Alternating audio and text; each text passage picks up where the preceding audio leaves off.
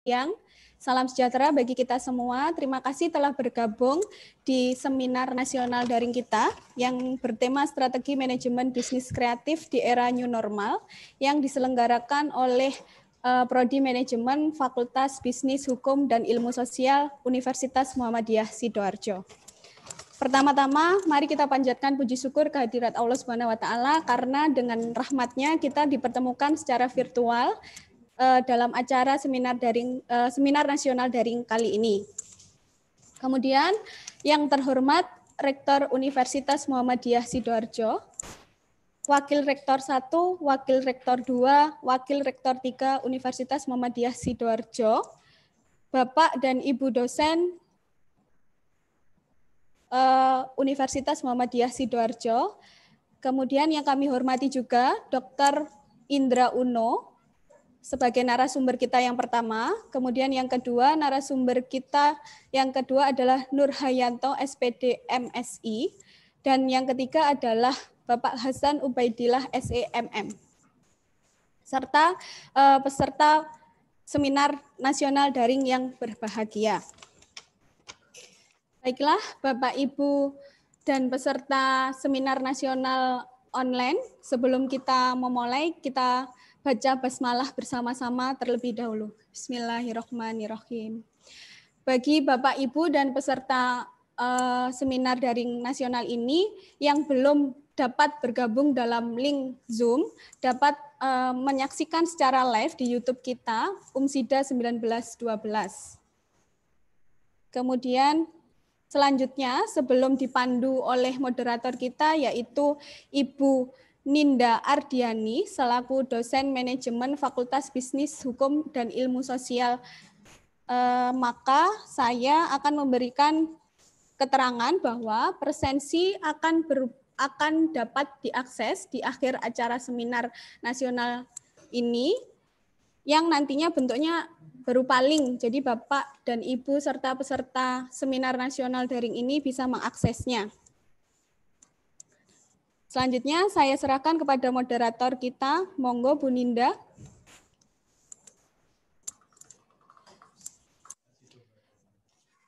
Mohon maaf, sebelum kita masuk ke pembacaan materi dari narasumber, akan ada sambutan dari Dekan Fakultas Bisnis Hukum dan Ilmu Sosial pada Bapak Wisnu Panggastiono SEMSI PhD, kami persilakan. Terima kasih. Bismillahirrahmanirrahim. Assalamualaikum warahmatullahi wabarakatuh. Puji syukur senantiasa kita panjatkan kehadirat Allah Subhanahu wa taala, di mana atas limpahan rahmat, taufik dan hidayahnya kita bisa dapat bertemu walaupun secara daring pada siang hari ini. Saya juga ucapkan selamat datang kepada Bapak Dr. Indra Uno, co-founder dari OKOC Indonesia. Selamat datang Pak Indra Uno. Juga yang berikutnya adalah saya ucapkan terima kasih sebesar-besarnya yang terhormat Bapak Nur Hayanto dari Deputi Bisnis Area Surabaya, PT Pegadian Persero. Dan yang terakhir saya ucapkan selamat datang pada rekan saya, Bapak Hasan Ubaidillah selaku Direktur DK2A dan juga sekaligus dosen Prodi Manajemen. Selamat siang semuanya. Pada kali ini saya sangat gembira sekali mewakili Pak Rektor yang kebetulan pada siang hari ini beliau sedang ada rapat rutin mendadak sehingga diwakilkan oleh saya untuk mengantar seminar pada kali ini. Seminar di Prodi Manajemen ini tema ataupun topik sangat bagus sekali, di mana temanya adalah strategi manajemen bisnis kreatif di era pandemi ini. Jadi yang kita tahu sendiri bahwa bisnis kreatif saat ini sangat dibutuhkan, di mana kita selaku bangsa Indonesia juga masyarakat dunia pada kali ini tengah menghadapi kondisi yang kurang menguntungkan, kondisi yang serba volatility-nya tinggi, kemudian juga berimbas pada hampir seluruh sendi kehidupan di masyarakat. Yaitu berupa pandemi COVID-19 yang sampai hari ini masih terus menghantui kita. Kita tahu bahwa selama hampir 3 atau 4 bulan terakhir kita telah dihadapkan pada situasi ketidakpastian yang tinggi, kemudian juga kita dihadapkan pada suatu bisnis yang sangat kurang menguntungkan, tetapi di mana kalau ada satu sisi tidak menguntungkan, pasti ada sisi lain, opportunity yang nanti akan timbul. Nah, kali ini Prodi Manajemen berusaha untuk mendatangkan para pembicara yang sangat kredibel, baik dari Pak Indra Uno, kemudian Pak Nur Hayanto, maupun dari kacamata sisi akademis oleh Pak Ubed, ya, di mana nanti mencoba mengupas kira-kira nanti ada peluang opportunity yang bagus seperti apa yang mampu dimasuki oleh semuanya, baik itu oleh aktivitas akademika, oleh dosen, maupun oleh para pelaku bisnis yang lainnya, di mana pada saat ini apa saja yang peluang-peluang yang mampu dipenuhi ataupun diterobos ataupun kemudian bisa dimanfaatkan oleh masyarakat. Nah, saya ucapkan selamat datang semuanya.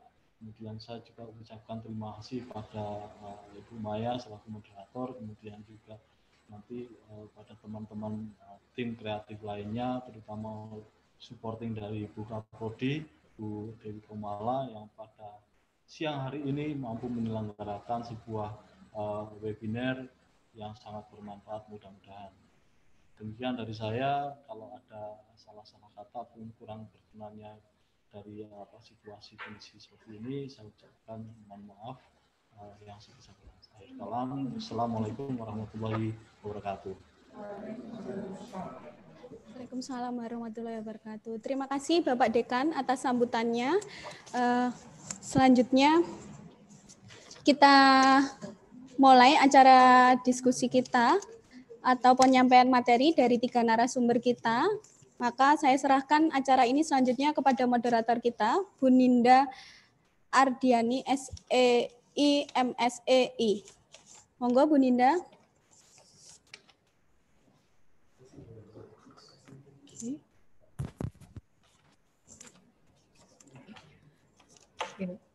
Ya, Assalamualaikum warahmatullahi wabarakatuh. Mbaknya udah. Oke. Assalamualaikum warahmatullahi wabarakatuh. Bapak Ibu yang berbahagia, kami dari Prodi Manajemen Universitas Muhammadiyah Sidoarjo mempersembahkan kepada Anda seminar online nasional dengan tema Strategi Manajemen Bisnis Kreatif di Era New Normal. Tadi sebelumnya sudah disebutkan oleh MC bahwa hari ini kita akan memiliki 3 narasumber yang sudah kompeten di bidangnya masing-masing, yaitu ada Bapak Dr. Indra Uno selaku co-founder OKOC, kemudian ada Bapak Nur Hayanto SPD MSI PIA selaku Deputi Bisnis Area Surabaya 2 PT Pegadaian Pesero, dan yang terakhir kita memiliki narasumber yang tidak kalah hebatnya, yaitu Bapak Hasan Ubaidillah selaku dosen FBHIS Universitas Muhammadiyah Sidoarjo. Beliau juga selaku Direktur DK2A Universitas Muhammadiyah Sidoarjo dan salah satu kandidat doktor.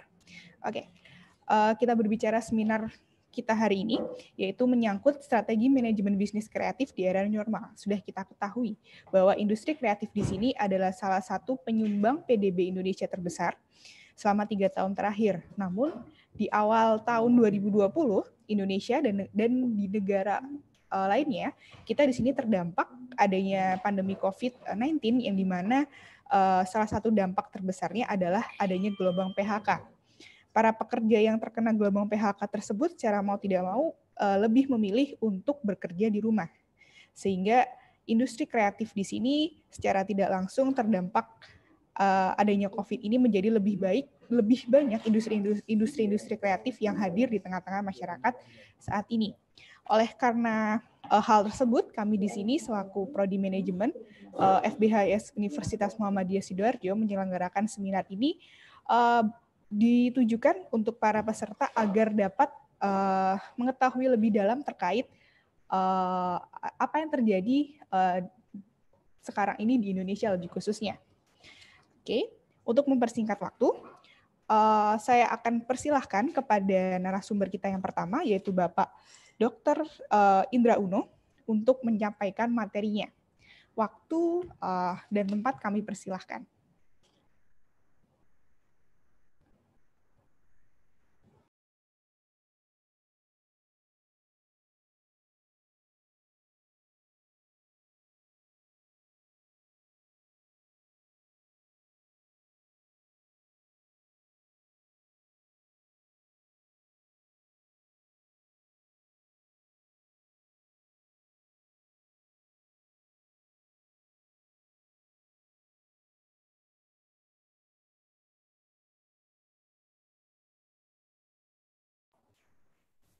Kepada Bapak Dr. Indra Uno, waktu dan tempat kami persilahkan untuk menyampaikan materinya.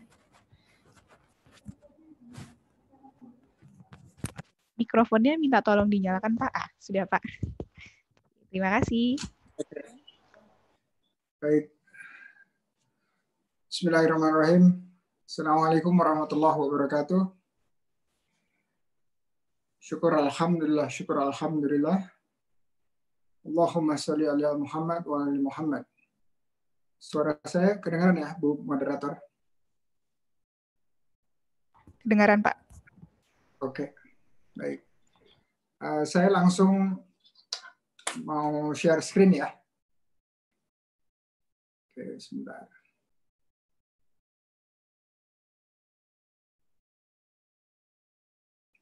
Share copy. Sebentar, kita cari dulu.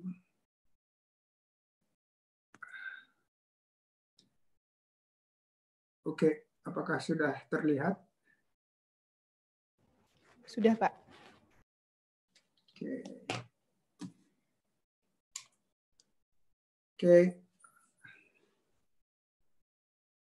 Selamat datang teman-teman, para mahasiswa, dan para warek, rektor, dekan, dan teman-teman dosen semua.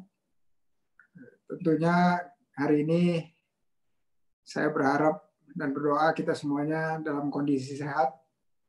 Saya tahu Sidoarjo itu cuma selemparan batu dari Surabaya, dan Surabaya kayaknya sedang bersaing dengan DKI Jakarta dalam hal pertumbuhan atau penambahan kasus baru COVID-19 ini. Mudah-mudahan teman-teman semua para mahasiswa sehat, dan saya akan share ini.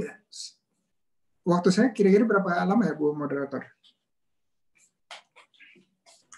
Kurang lebih 25 menit, Pak. 25 menit ya, oke. Mudah-mudahan ini setidaknya akan memicu pola berpikir para mahasiswa dan peserta lainnya. Dan juga kita akan bicara mengenai kondisi yang saat ini. Saya akan mulai dengan kondisi sebelum kondisi COVID-19 ini, atau pagebluk ini ya. Saya sebutnya pagebluk atau pandemi. Ini sebelumnya kita juga sudah punya bencana, tapi bencananya yang kita tidak sadari. Apa itu bencananya? Terutama untuk anak-anak muda, khususnya bencananya. Nah, ini adalah yang saya sebut sebagai bencana yang tidak disadari, tapi sudah terjadi bertahun-tahun, bahkan lebih dari 10 tahun. Ya, jadi kalau kita tanya berapa banyak penduduk Indonesia yang menganggur, sebagian atau bahkan hampir sebagian besar penduduk Indonesia nggak tahu angkanya. Kalau disebut itu sekitar 5% penduduk Indonesia menganggur. Tetapi yang disebut sebagai penduduk Indonesia di sini adalah tentunya bukan seluruh penduduk.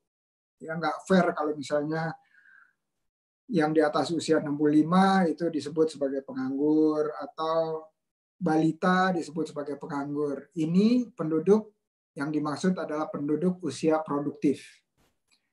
Nah, Usia produktif itu adalah usia antara 15 sampai 64 tahun.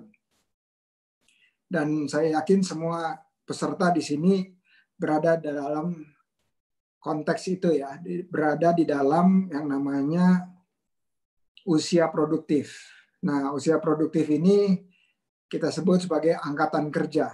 Jumlahnya di Indonesia itu hampir separuh dari jumlah total populasi.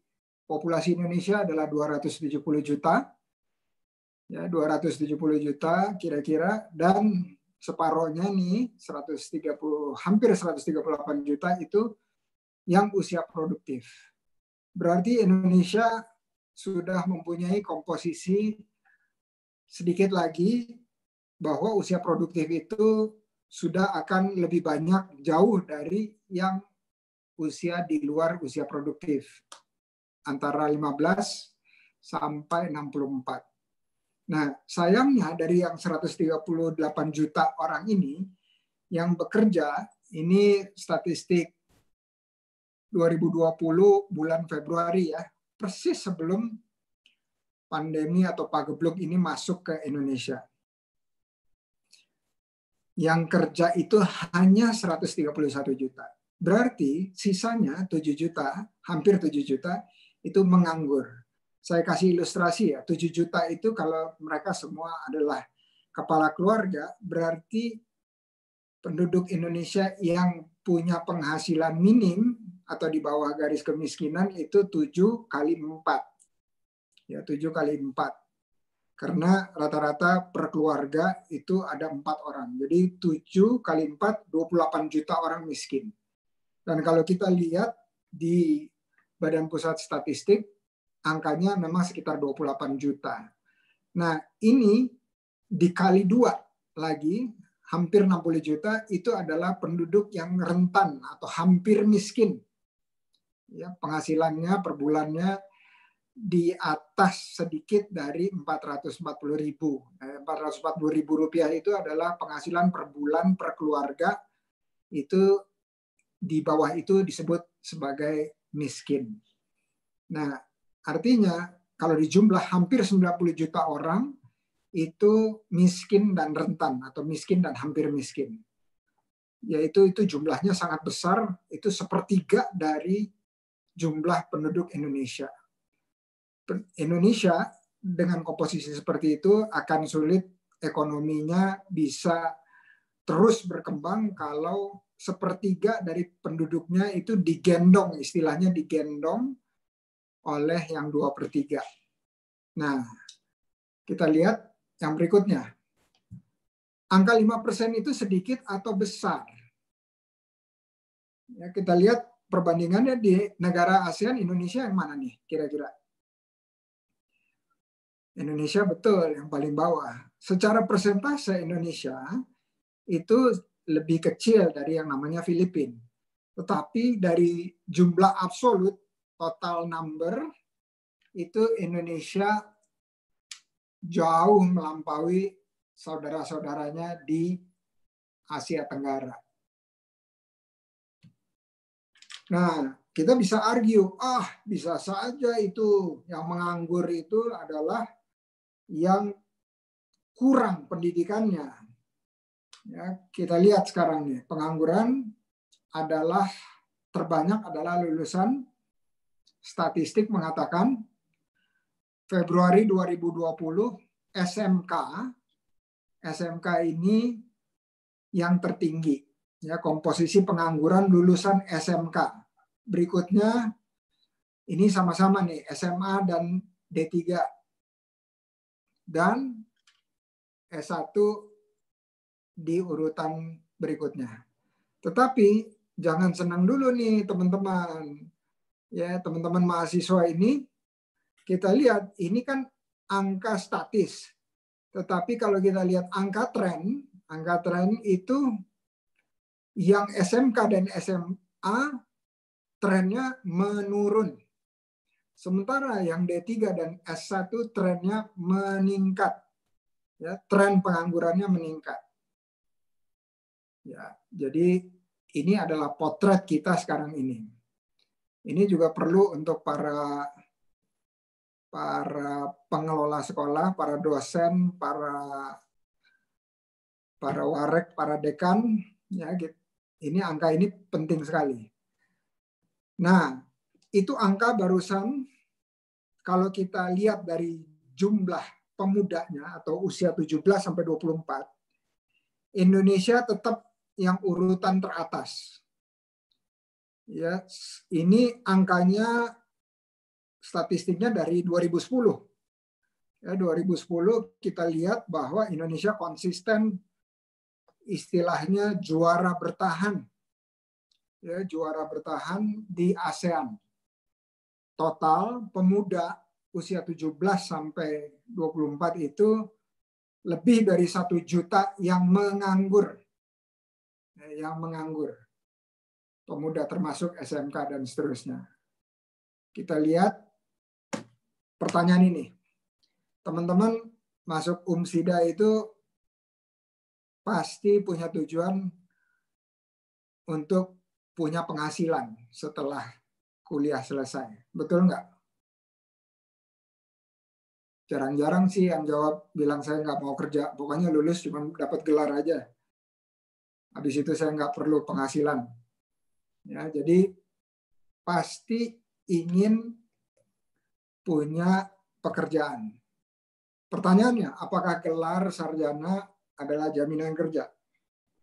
Coba jawabannya kepalanya begini, geleng-geleng, atau ngangguk-ngangguk? Oh, banyakan yang geleng-geleng ya. Nggak ada jaminan ternyata gelar sarjana. Coba kita lihat angkanya ya. Angkanya kita lihat. Ya, ini 5 tahun terakhir. Angkanya antara digabung ya, lulusan universitas dan lulusan akademi dan diploma. Kita lihat yang terakhir nih. Teman-teman bisa lihat. Ini saya kasih highlight deh. Oh, sorry. Mohon maaf. Oh, maaf.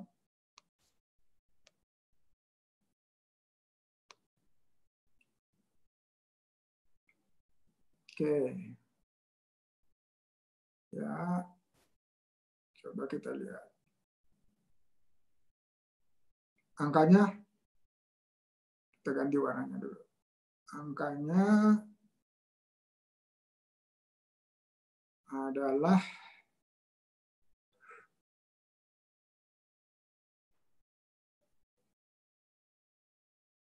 nggak kelihatan. Sebentar. Oke. Hampir 900.000 lulusan universitas saat ini ya yang menganggur, lulusan akademisi, diploma, dan universitas. Jadi kalau teman-teman hari ini ibaratnya lulus, berarti harus masuk antrian untuk menunggu pekerjaan. Antriannya kalau katakanlah ini kan 859.000 ya, lulusan yang pendidikan tinggi itu belum kuliah. Nah, berarti kalau ngambil antriannya kita sebut 900.000 ya. 900.001, 900.002, 900.003 dan seterusnya. Ya, kalau di sini ada 200 orang ya berarti 900.200 yang terakhir. Kira-kira nunggu antrian 900.000 itu sebentar apa lama? Nah, pasti lama. Apakah kita ingin menunggu untuk supaya punya penghasilan? Jawabannya pasti tidak. Ya, jawabannya pasti tidak. Nah, pertanyaan buat dekan, para warek, para dosen. Kalau sebuah universitas itu pasti ingin menghasilkan bukan saja sarjana, tapi sarjana yang bekerja atau berpenghasilan. Kira-kira bisa nggak UMSIDA punya target untuk meluluskan zero pengangguran yang sarjana. Ya, jadi zero pengangguran yang sarjana. Ya, jadi lulusannya nggak boleh ada yang pengangguran. Nah, ini kadang-kadang teman-teman di akademisi itu suka lupa bahwa kalau udah lulus, udah selesai tugasnya. Ternyata kita harus legowo bahwa universitas di Indonesia banyak yang melahirkan bukan hanya lulusan sarjana, tetapi lulusan sarjana yang tidak berpenghasilan. Nah, jadi saya selalu share ini kepada teman-teman pengurus dan pengelola di universitas. Pastikan ini menjadi salah satu ukuran kinerja dari universitas tersebut, dalam hal ini Unsida. Nah, lalu bagaimana solusi mengatasi pengangguran pemuda?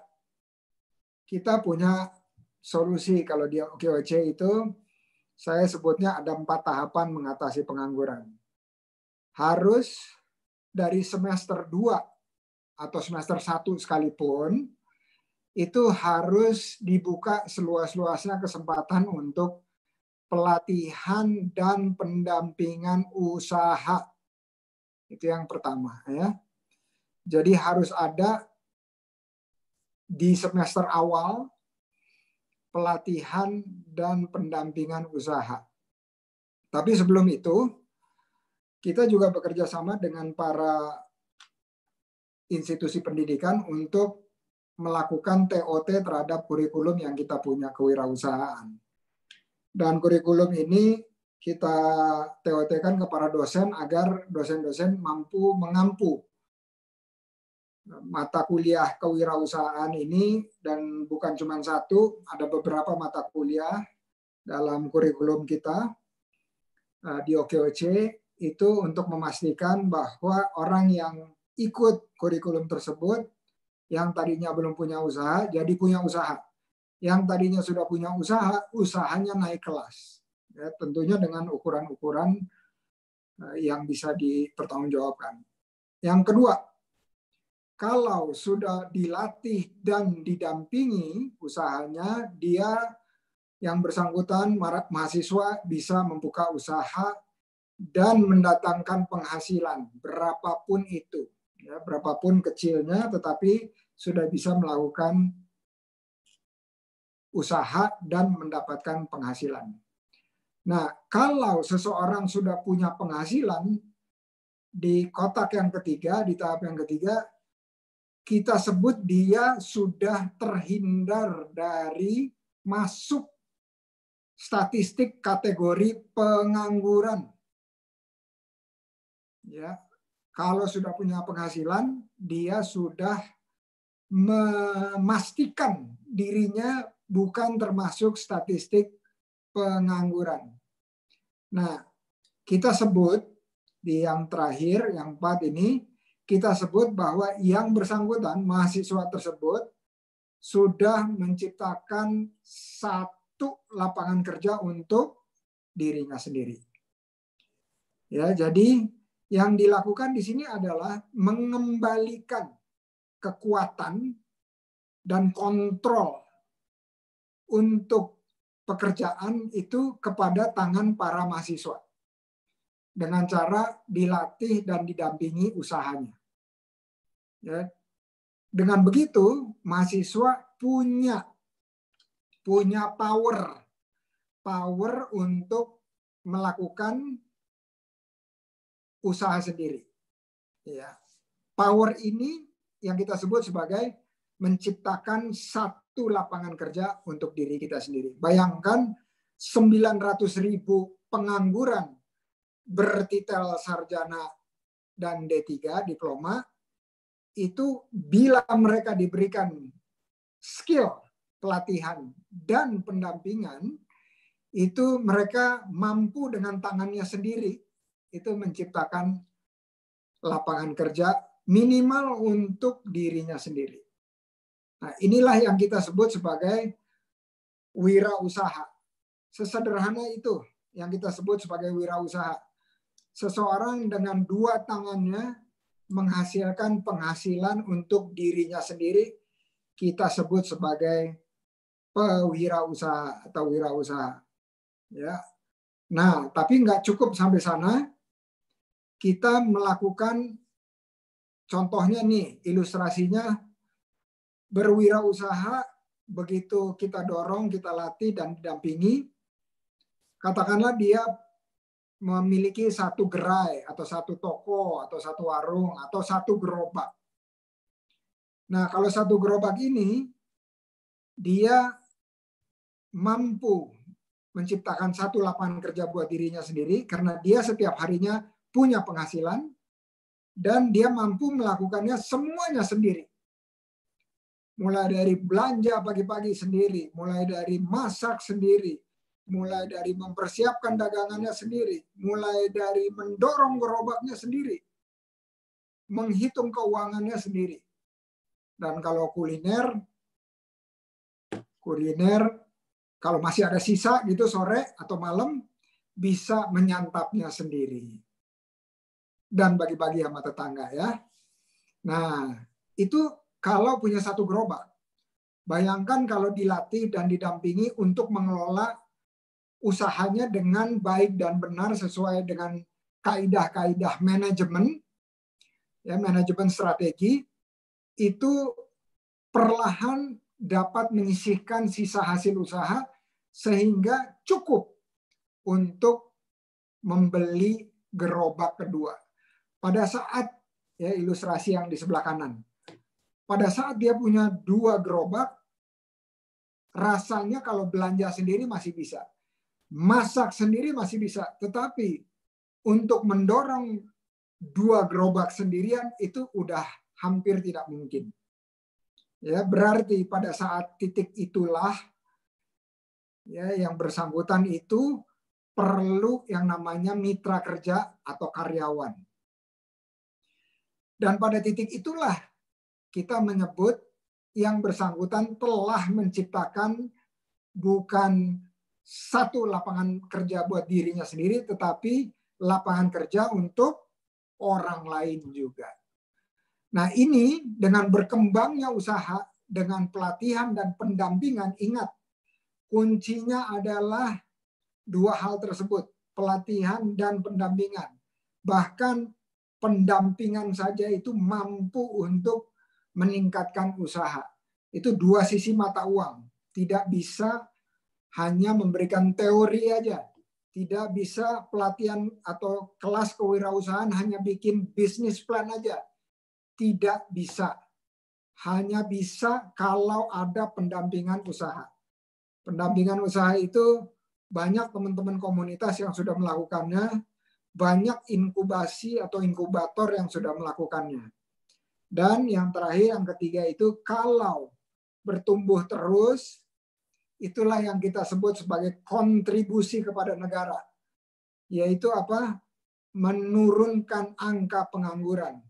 Dengan cara menciptakan lapangan kerja bukan saja buat diri sendiri, tetapi buat banyak orang.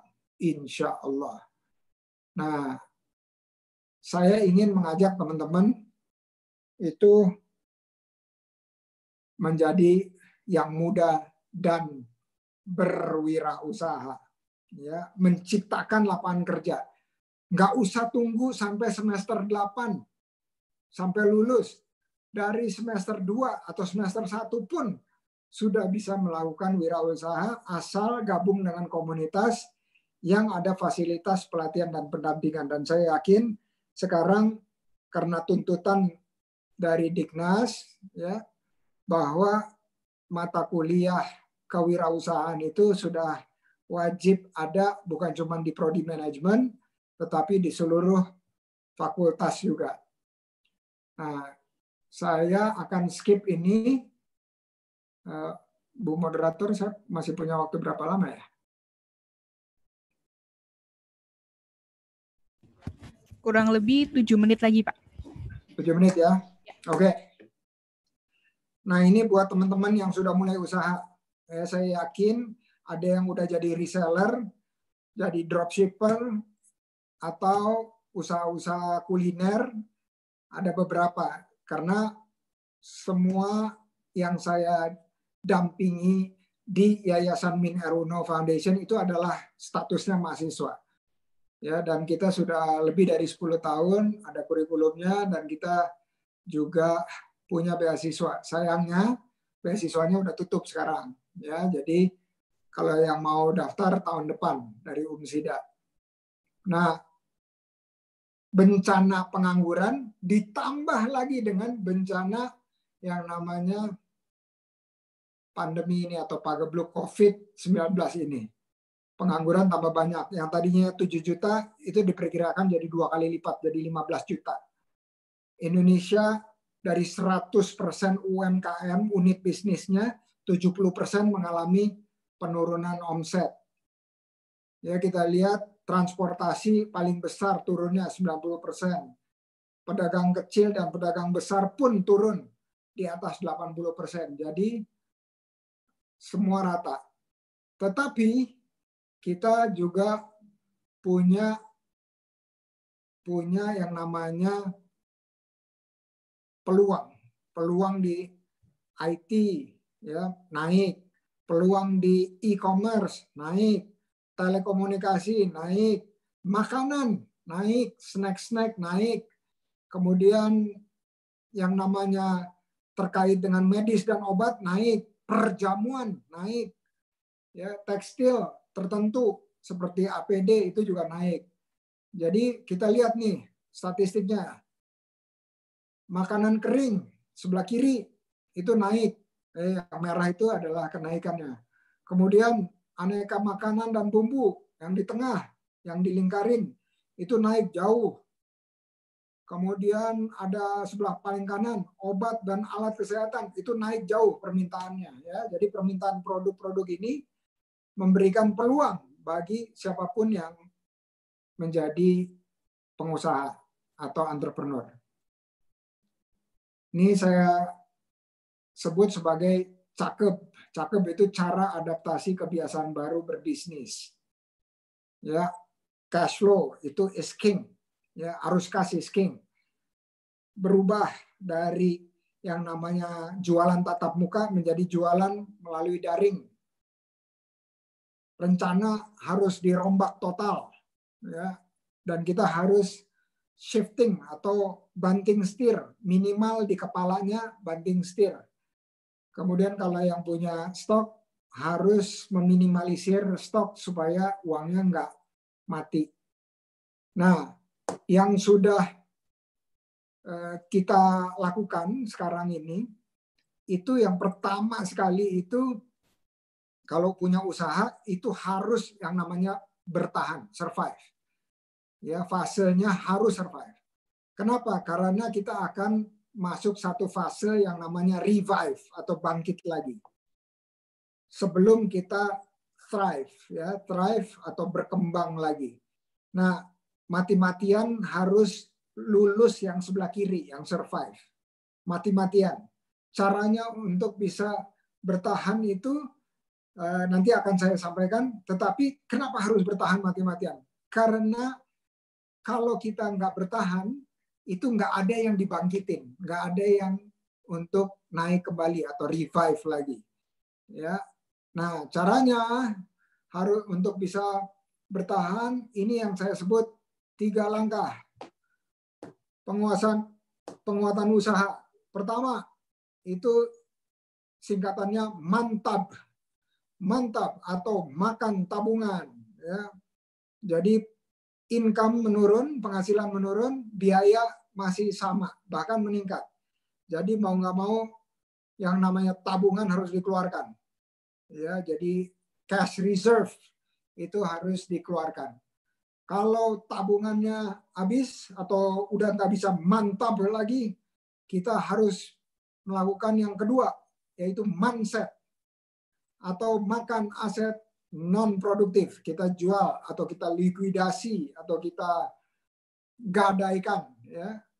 Intinya adalah supaya usahanya bertahan. Kalau mantap sudah habis, mindset udah nggak ada, kemudian baru masuk ke yang terakhir, manjam, makan pinjaman dari orang tua, dari keluarga. Ya, karena bank-bank kan nggak ngasih pinjaman sekarang. Koperasi juga lagi susah juga.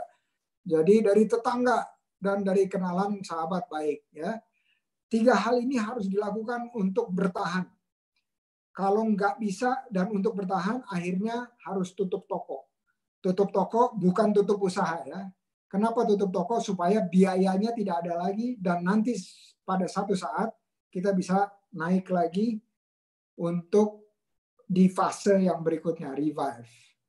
Ya, saya nggak akan bahas ini. Ini slide yang terakhir, 2 terakhir. Caranya adalah kita punya yang namanya prinsip 4As. Kenapa 4As? Karena semuanya berakhiran dengan kata AS. Ya, atau huruf AS. Pertama adalah kerja keras. Ya, kerja bukan keras lagi, kerja lebih keras. Kenapa? Karena sebelumnya kita udah kerja keras. Begitu dikasih tantangan Pagebluk ini, kerjanya harus lebih keras. Dan kerjanya harus lebih cerdas. Gimana caranya? Kita harus bergandengan tangan dengan teman-teman yang lain. Udah bukan masanya lagi berkompetisi. Sekarang adalah masanya berkolaborasi. Ya, jadi itu kerja cerdas. Kerja tuntas. Tidak pernah setengah-setengah. Terus sampai satu siklus habis, walaupun kita jatuh, gagal, kita bangkit lagi. Kerjakan terus sampai tuntas upaya kita. Terakhir, dan ini harusnya saya sebut yang pertama, adalah kerja ikhlas. Semua yang kita lakukan, upaya dan ikhtiar, tapi hasil Allah yang tentukan. Ya, tugas kita hanya berikhtiar. Dan itu adalah dengan kerja ikhlas. Jadi, prinsip 4As. Kerja keras, kerja cerdas, kerja tuntas, dan kerja ikhlas. Terakhir, teman-teman di sini bisa bertanya langsung ke saya. Kalau nggak cukup di forum ini, setelah ini bisa tanya ke saya. Itu nomor telepon ini di screenshot aja boleh. Ya, ini WA saya yang di atas dan ada email, ya, dan juga ada Instagram @indrauno. Kenapa saya ingin ajak bersilaturahmi? Karena di dalam silaturahmi ada janji Allah, ada 2 janjinya. Umur diperpanjang dan rezeki diperluas. Saya ingin rezeki saya juga diperluas, maka itu saya mau bersilaturahmi dengan teman-teman di UMSIDA, Universitas Muhammadiyah Sidoarjo. Coba angkat tangan, siapa yang belum follow Instagram saya? Ayo, angkat tangan. Wih, banyak juga ya. Oke deh. Follow supaya bisa diupdate dengan info-info terkini mengenai strategi manajemen kreatif dalam masa Pagebluk ini. Nah, oke, follow saya ya. Tapi ada yang terakhir nih. Siapa yang mau di follow back? Angkat tangan. Angkat tangan yang mau di follow back. Oke. Mau di follow back, langsung DM saya, tapi ada passwordnya. Ada kata sandinya ya. Passwordnya adalah, dalam DM-nya, passwordnya adalah UMSIDA. OKOC fallback dong. Saya ulangin lagi, DM-nya, passwordnya. Kalau mau di fallback, UMSIDA, OKOC, fallback dong. Insya Allah saya fallback kalau mendapatkan password tersebut di DM saya. Habis ini, insya Allah. Saya cukupkan sampai di situ. Saya kembalikan ke moderator. Terima kasih. Assalamualaikum warahmatullahi wabarakatuh. warahmatullahi wabarakatuh. Oke, terima kasih atas materi yang disampaikan oleh Bapak Dr. Indra Uno. Semoga materi tersebut dapat menjadi inspirasi untuk teman-teman semua di sini, dapat menjadi inspirasi untuk para peserta yang hadir pada seminar kali ini. Dan saya ingatkan lagi, jikalau teman-teman di sini ingin di-follow back oleh Bapak Dr. Indra Uno, silahkan follow Instagram Bapak Dr. Indra Uno di @indrauno, tapi sebelum memfollow Instagram Bapak Dr. Indra Uno, diwajibkan dulu untuk memfollow Instagram Universitas Muhammadiyah Sidoarjo. Oke. Saya ingatkan lagi kepada teman-teman, kepada peserta yang hadir di forum kali ini dapat mengajukan pertanyaan langsung kepada pemateri yang dapat disampaikan melalui forum yang ada di chat ataupun di Q&A dan ataupun di live comment yang ada di YouTube. Nanti oleh panitia akan direkap pertanyaan-pertanyaan tersebut. Kemudian di sini saya mau menyampaikan salam saya untuk peserta dari Jogja, dari Universitas Muhammadiyah Yogyakarta, Universitas Ahmad Dahlan, kemudian ada juga dari peserta dari Universitas Jabal Ghafur, kemudian ada peserta pula dari Universitas Simalungun, Sumatera Utara, dan juga peserta yang dari Madura. Oke, untuk mempersingkat waktu, saya akan, sebelum itu saya ingatkan lagi, terkait absensi teman-teman akan di-share link absensi ketika sesi diskusi. Jadi teman-teman jangan absen melalui forum chat yang ada. Oke, mempersingkat waktu, saya akan lanjut ke pemateri yang kedua, yaitu Bapak Nurhayanto SPD MSI PIA selaku Deputi Bisnis Area Surabaya 2 PT Pegadaian Persero.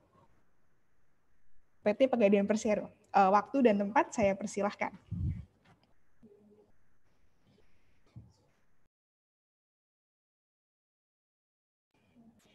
Kepada Bapak Nurhayanto, mic-nya bisa dinyalakan terlebih dahulu, Pak.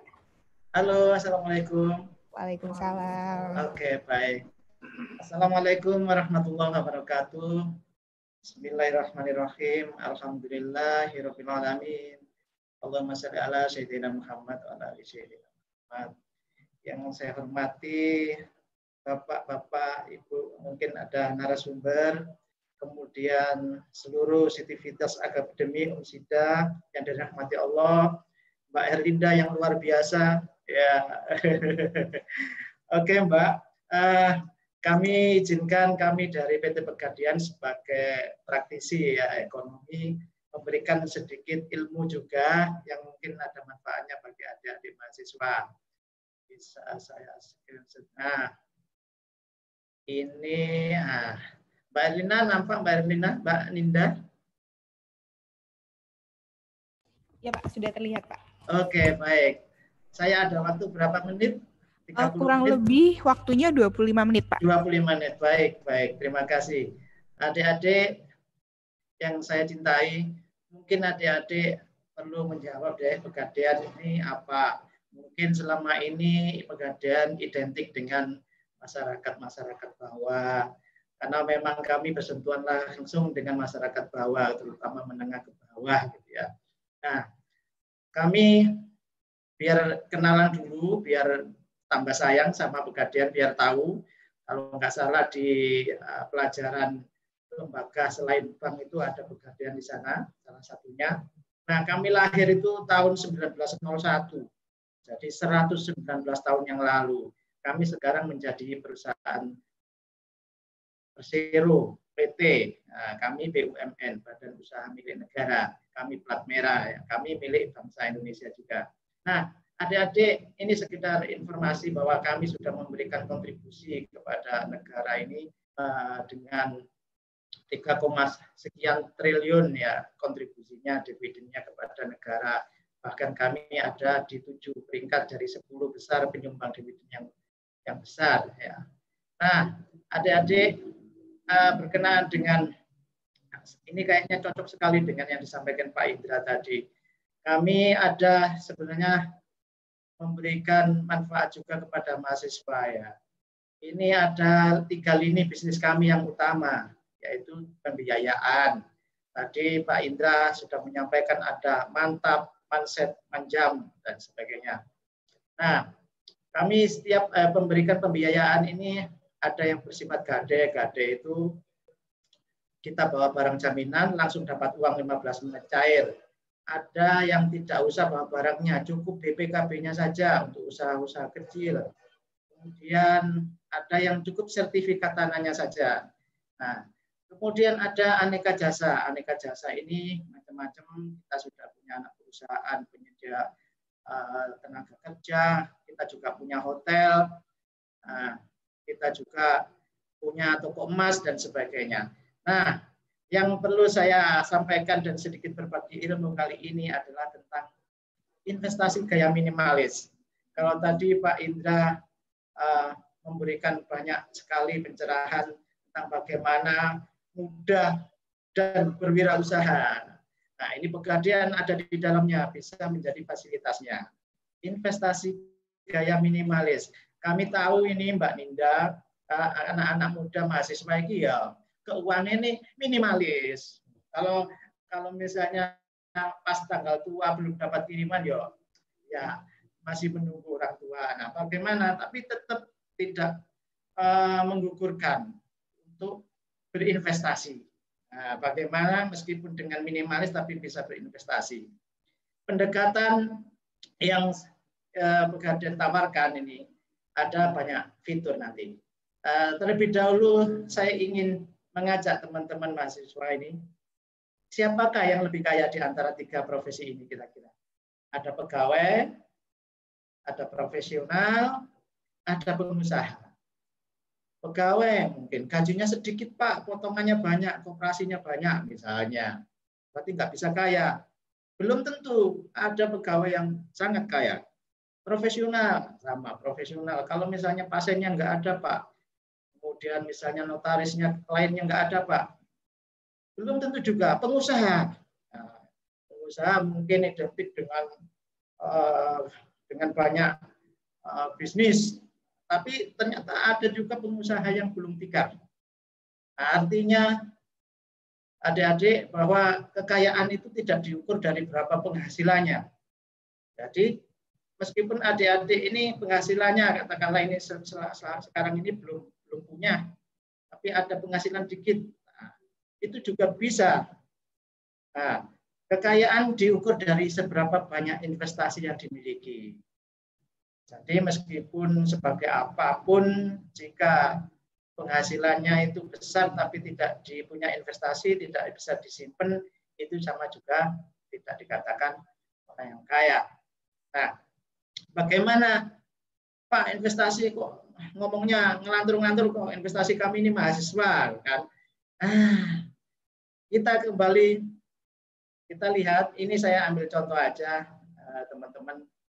Ada beberapa investasi yang kita tahu ya, misalnya properti. Tentu kalau properti ini butuh uang banyak. Saham apalagi. Saham juga kadang itu kalau punya sakit jantungan juga hati-hati. Kemudian tabungan uang ini juga ada bagusnya.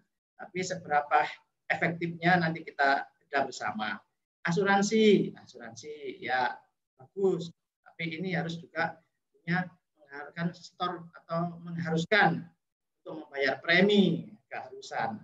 Nah, kami memilih di antara sekian investasi ini, pendekatan yang paling menurut saya yang paling cocok adalah untuk mahasiswa adalah dengan investasi emas.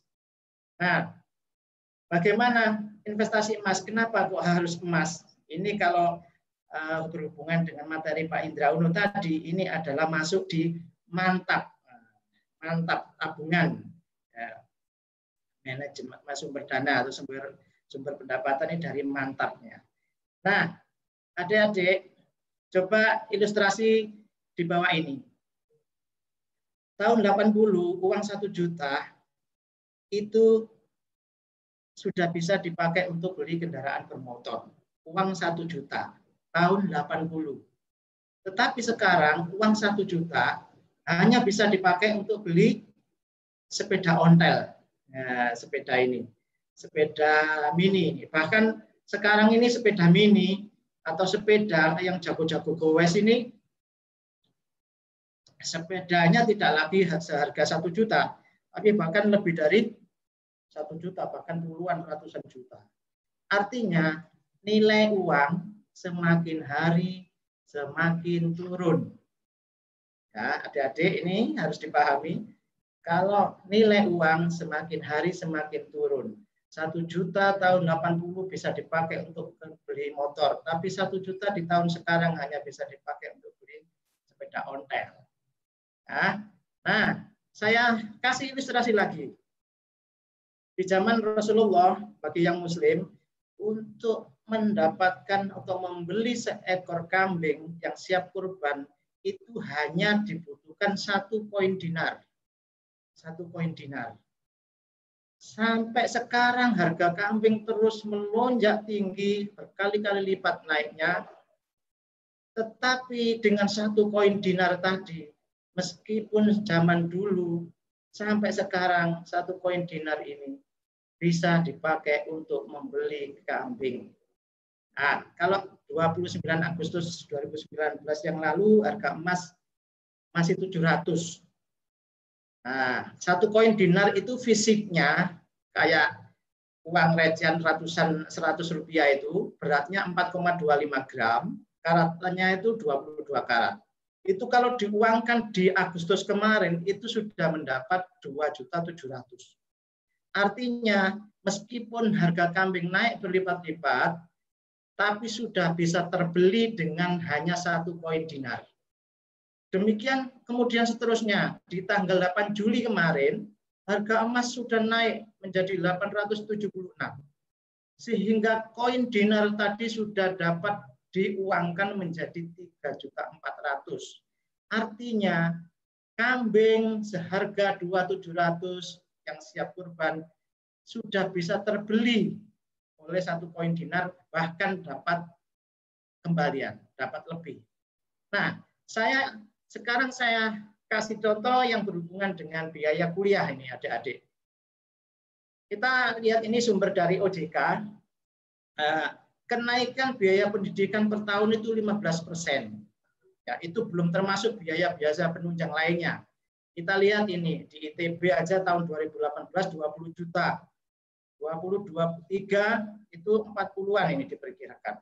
Bahkan di tahun 2028 itu bisa 80 juta. Nah, ini kenaikan ini seandainya adik-adik mulai sekarang, sejak dini, tidak perlu nunggu semester akhir, kata Pak Indra tadi. Mulai sekarang, ngelengi emas, menabung emas. Kita lihat kenaikan harga emas itu per tahun bisa sampai 240%, 24%. Nah, ini kita lihat di tahun 2001 harga emas masih di bawah 100.000. Sekarang harga emas 800.000 bahkan 900 mendekati. Bisa dimungkinkan setahun kemudian harga emas bisa 1 juta per gram. Nah, sehingga adik-adik, ketika adik-adik sudah saving emas, nanti ketika lulus, mulai sekarang ya, nanti ketika lulus harga pendidikan naik, adik-adik bisa membayarnya dengan hasil tabungan emas itu tadi. Nah, ini ada beberapa kelebihannya. Emas itu adalah uang, tetapi kalau uang bukanlah emas. Karena emas bisa menjadi uang langsung, tetapi kalau uang belum tentu bisa membeli emas saat itu. Ya, karena tadi kita tahu bahwa nilai uang semakin hari semakin turun. Emas membeli masa depan dengan harga sekarang. Jadi sama tadi yang saya ilustrasikan dengan koin dinar membeli kambing, ketika adik-adik membutuhkan biaya pendidikan di akhir lulusan nanti, anggap aja berapa juta, tapi adik-adik mulai nyimpan emas sekarang, meskipun harga pendidikan nanti naik, tapi masih bisa dipenuhi dengan emas. Kemudian emas juga mudah dibawa kemana-mana, tapi ada resikonya. Emas kalau dibawa kemana-mana bisa hilang, bisa dicuri orang. Nah, kemudian emas juga liquid, mudah diperoleh dan dicairkan di mana saja. Nah, bagaimana menabung emas di Pegadaian? Tentu mungkin orang beranggapan bahwa menabung emas di Pegadaian ini mahal, karena emas ini satu gramnya saja sudah 900-an ya. Di Pegadaian nabung itu minimal hanya 8.000. 8.000. Jadi uang 8.000 dikonversikan jadi emas. Emasnya itu dicatat di dalam buku tabungan kayak gini. Kayak gini ini buku tabungannya. Nah, ini sehingga saldo yang ada di dalam buku tabungan ini bukan lagi berbentuk uang, tapi sudah berbentuk emas. Misalnya ini, saya ilustrasikan. Harga emas pada tanggal 1, 700.000 per gram. Adik-adik hanya punya uang 7.000. Ya, sisanya beli paket telepon misalnya. Uang 7.000 tadi dikonversikan jadi emas. Emasnya dicatat di dalam buku tabungan sehingga ada saldo 0,01 gram. Kenapa? Karena kebetulan harga emas saat itu 700.000 per gram. Demikian seterusnya, tanggal 5 ketika adik-adik itu ada harga emas 610, kok adik-adik hanya ada uang 100.000, nabung dapat 0,20, menambah saldo gram emasnya. Demikian terus ketika kumpul gram emas yang dipunyai di buku tabungan, adik-adik juga mau diapakan tabungan emas ini, mau diambil, mau digadaikan, mau dibuat apa, monggo, lebih enak. Mungkin buat usaha, seperti yang disampaikan Pak Indra tadi, sangat bagus. Tidak usah ribet-ribet ke kanan kiri, cukup menggadaikan misalnya, atau dijual emasnya di tabungan tadi. Misalnya ini, tanggal 15, harga emas 615, saya butuh uang 123. Berarti uang 123 pada hari itu kalau dijual dapat 0,20 sehingga akan mengurangi saldo gram yang ada di buku tabungan adik-adik. Demikian selanjutnya. Enaknya lagi adik-adik kalau sudah punya buku tabungan, punya tabungan emas ini, adik-adik nggak usah perlu datang ke Pegadaian kemana-mana, cukup mungkin kalau di bank itu ada namanya internet banking. Di Pegadaian juga ada namanya Pegadaian Digital Service. Di situ bisa adik-adik misalnya sudah ada saldo gram emasnya, jual atau gade saja. Ada saldo 3 gram, 3 gade 1 gram, 1 gramnya di lock sama Pegadaian, uangnya dicairkan langsung ngelink, transfer ke nomor rekening adik-adik. Ya, itu. Sehingga tidak harus antri, tidak harus datang ke kantor Pegadaian. Nah, ini sangat menarik sekali. Jadi untuk adik-adik, bahkan mungkin hari ini tadi saya sudah, karena saking senangnya ketemu adik-adik, diberi kepercayaan dengan Usida juga, nanti akan ada, saya gratiskan untuk 100 penabung pertama atau 100 peserta yang mau daftar pertama nanti ya. Nah, ini contohnya. Nah, ini adalah contohnya. Kalau sudah punya tabungan, Pak, misalnya mau diambil dalam bentuk tunai, oke. Digadaikan, oke. Mau diambil dalam bentuk batangan seperti ini, juga boleh. Ini kami butuh waktu untuk mencetak, mungkin seminggu atau 2 minggu. Nah, adik-adik ada beberapa resiko investasi emas di luar. Tentu adik-adik harus hati-hati, ada emas palsu, emas bodong, dan risiko penyimpanan. Untuk itu, alangkah baiknya adik-adik ini punya investasi dalam bentuk emas yang di dalam tabungan, sehingga tidak ada yang mencuri, sehingga tidak ada adanya palsu dan sebagainya. Kami lembaga resmi tentu sangat hati-hati karena ada OJK, ada BPK, ada internal eksternal auditor yang selalu mengawasi kita. Itu adik-adik. Nah, selain itu adik-adik mungkin bagi yang sudah mampu ya, dengan manfaat punya tabungan emas itu bisa dipakai untuk investasi, bisa untuk usaha. Selain itu bisa juga untuk daftar haji. Misalnya kalau sudah terkumpul lebih dari 3,5 gram. 3,5 gram itu kalau diuangkan 2.800.000, itu adik-adik bisa mendapatkan nomor antri haji dari Pegadaian. Jadi ora usah nunggu punya uang 25 juta dulu, baru dapat nomor antri, cukup di Pegadaian 3,5 gram, sudah ada saldonya lebih dari 3,5 gram, 3,5 gram tadi dijadikan agunan langsung dapatkan nomor antri haji kalau yang niat haji. Jadi sehingga mudah, sukses, berwirausaha, dan berhaji. Wah, mantap sekali. Ya, itu kira-kira ini adalah tampilan Pegadaian Digital Service yang ada di Play Store. Nanti akan, kalau ingin lebih banyak, nanti kita bisa tanya jawab. Oke, sementara itu Ibu Ninda, kami sampaikan bahwa karena ini adalah manfaat tabungan emas ini cukup bagus sekali, dan saya merasa terhormat sekali bisa ikut gabung di acara ini. Saya akan gratiskan 100 peserta pertama yang daftar. Karena sudah ada saldo emasnya. Sudah ada saldo emasnya, ini menabung terserah, mau diteruskan monggo, misalnya. Tapi sayang kalau nggak diteruskan, kalau nggak juga nggak apa-apa, tidak diikat oleh berapa harus membayar, tidak diikat kapan harus membayar. Ini namanya murni menabung. Kita tahu manfaatnya demikian besar buat adik-adik persiapan untuk masa depan. Jadi yang muda bisa kaya, bisa wirausaha, bisa berhaji. Itu Mbak Nanda, nanti bisa tanya jawab. Silakan lanjut.